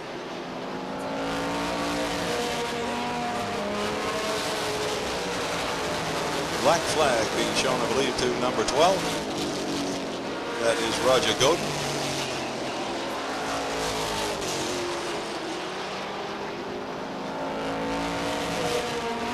And it continues to be Dave Dion, the class of the field here this afternoon,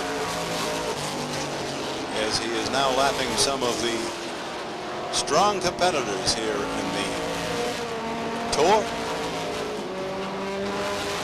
looking to the back bumper of Buzzy Bezanson now.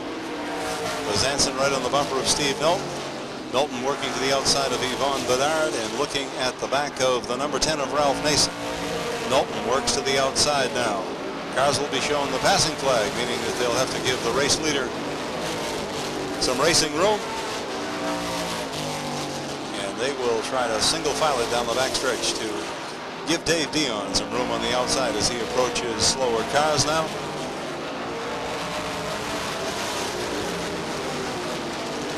Steve Milton once again trying to pick up a spot if he possibly can as he looks to the back bumper of Ralph Nason. Right on his bumper now is race leader Dave Dion. Dion up beside the two of Buzzy Bezanson. They race side by side down the backstretch. Bezanson trying to keep Dion from putting him a lap down, but he's not going to be able to do it as Buzzy Bezanson goes a lap down to race leader Dion. Dion now looks to the outside of the 5th place car. That is Ralph Nason in the number 10.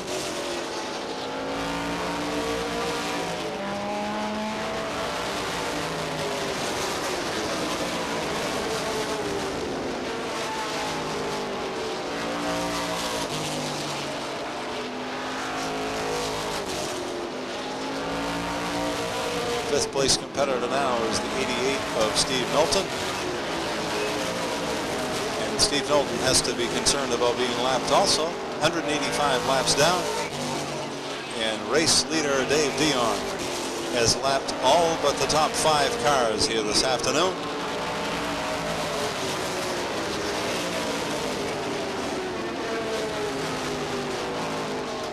Only 5 cars on the lead lap. The 29 of Dave Dion, the 44 of Jeff Stevens, the 01 of Randy McDonald, the 46 of Bill Zotto, and the 88 of Steve Milton.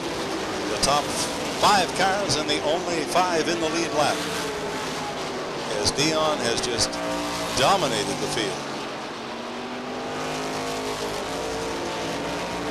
The 44 of Jeff Stevens now being challenged by the 01 of Randy McDonald. Randy McDonald racing to the back bumper of the 44, trying to take over that 2nd place position if he possibly can.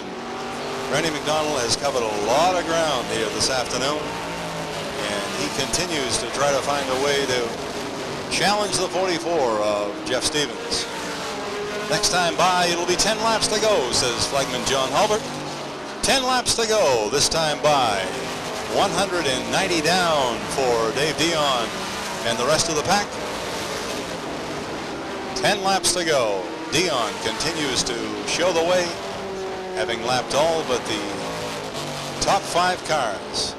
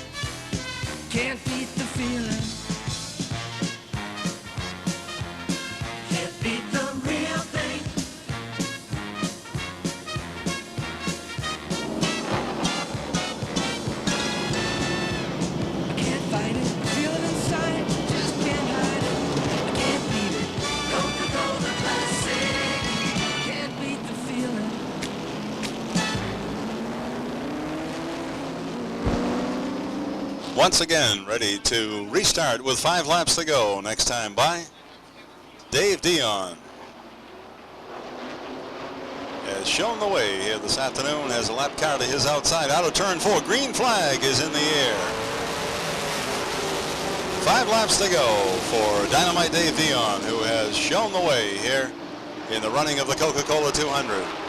On the move is the number 10 of Ralph Nason as he threads his way through traffic. Carlton Roby in the 24 looking for racing room on the inside, but it's the 10 of Ralph Nason trying to shake up this lineup, and the 44 of Jeff Stevens is your second place car. Remember, all the cars except for the top 5 were a lap down. So the second place car is the 44. Then comes the 01 of Randy McDonald. It'll be 2 laps to go this time by. Anson's car once again a little out of shape on the front stretch. Jeff Stevens working his way around Robbie Crouch to continue in his second place position. White flag is in the air for our leader, Dave Dion. 1 lap to go. Jeff Stevens continues to try to work his way around lap traffic in this last lap to secure second. Checkered flag in the air for Dave Dion as he picks up where he left off last time as he visited the Beech Ridge Motor Speedway. Second place to Jeff Stevens, third to the 01 of Randy McDonald, fourth was Bill Zotto, and fifth the 88 of Steve Knowlton. So Dave Dion accomplishes just exactly what he hoped he could do. That is to pick up where he left off at the end of the 1989 season as Dave Dion coasts down to the start-finish line to collect up the checkered flag and do his parade lap. A nice round of applause for your race winner today, Dynamite Dave Dion out of Hudson, New Hampshire, as he parades the colors. We will be going trackside in just a few moments for a chance to hear from the race winner this afternoon. A fine run this afternoon also by Jeff Stevens out of Kennebunk, Maine, in the Moody Builders number 44 as he comes back from a bad crash at Thunder Road last week and establishes himself as a factor once again here on the tour. Also a fine run by the 01 of Randy McDonald as he secures third this afternoon in the running of the Coca-Cola 200. As Dave Dion returns the colors to the start-finish line, once again the man to beat here at Beech Ridge Motor Speedway, Dave Dion, picking up right where he left off in 1989. We will be going trackside in just a moment for a chance to talk with the race winner. Well, a long drive down today for you to get to the Speedway. I know a long drive back, but this has to make it worthwhile. Yeah, it's good to be here, and we look forward to the next, 20 races to go? Well, thank you, Randy, and we look forward to having you back here for the New England 300. Thank you. Congratulations, Randy McDonald. Our second place finisher, Mr. Jeff Stevens. Jeff, congratulations. Thank you very much. You led this one for quite some time, and finally Dion caught up with you, and I think you owned this racetrack for quite a while back in the old super modified days, but Dave Dion has seemed to take claims to it here last October and then today. But tell us about things today. Well, the car was excellent all day, and we had a little driver fatigue here towards the end of it. That's the first race I've finished all year, and I've only drove like 15 or 20 laps, so I've had it. It wasn't my race car, it was the old driver. Well, you are soaking, wringing wet, and we certainly know that you put a lot of effort forward and you did a nice job today. But I would like to say that Dave Dion, there's just nobody going to beat him here today, and he's been on a roll, and that team's got it all to do coming to him. Well, thank you, Jeff. And once again, a nice round of applause for Jeff Stevens. After his performance from the October show, and then once again today, I think we're going to have to name him honorary owner of this racetrack. Please welcome forward Dynamite Dave Dion. Dave, when you first started out here with us at the Speedway a few years ago, you ran a few races, you had nothing but hard luck. Now everything's connected. Why the change?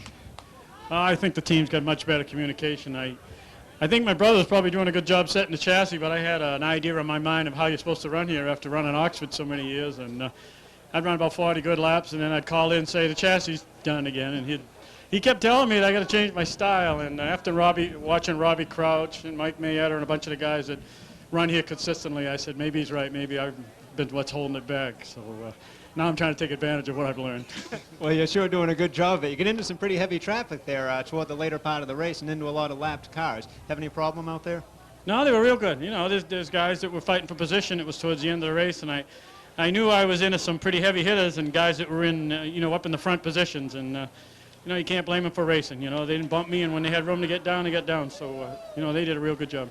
Well, fantastic job yourself, and I'd like you to meet the man that made today possible, Larry Chandler from the Coca-Cola Company. Larry Chandler has the presentation for you. Congratulations, Dave. On behalf of Coca-Cola, you did a fine job. You made it look real easy out there today. Congratulations again. Thank you very much. Really appreciate this. My favorite drink, too, so this is real good. Really appreciate you supporting the racetrack and supporting the Coors Tour, and that's what keeps the purses up where we can afford to run these things. And tell us now, just a few weeks away, the New England 300 will be right back here. How are you going to be set for that? Well, we're not running any races between now and then. We've got a lot of work to do on our bush car, you know, for some of the major events coming up. So when we roll back in here for the 300, hopefully nothing changed. We won't have to be guessing. The car should be in good shape, so we should be competitive. All you got to do is what you did today for another 100 laps. We wish you the best of luck. Thank you very much. Ladies and gentlemen, once again, a nice round of applause for Dave Dion.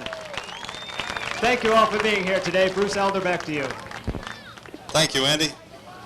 Once again, folks, we'll remind you, you are welcome to go out on the Speedway in just a few moments.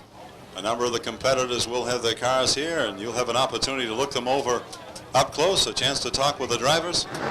And we certainly appreciate having you all here at Beech Ridge Motor Speedway. Hope to have you right back with us next week for the running of the traditional autograph session 1, where all of the competitors will be right out here on the front stretch next Saturday night at about 6:45. As you drive home, we urge you to drive carefully. Make it a habit to be right back here at Beech Ridge Motor Speedway. Thank you again for being with us, and good day.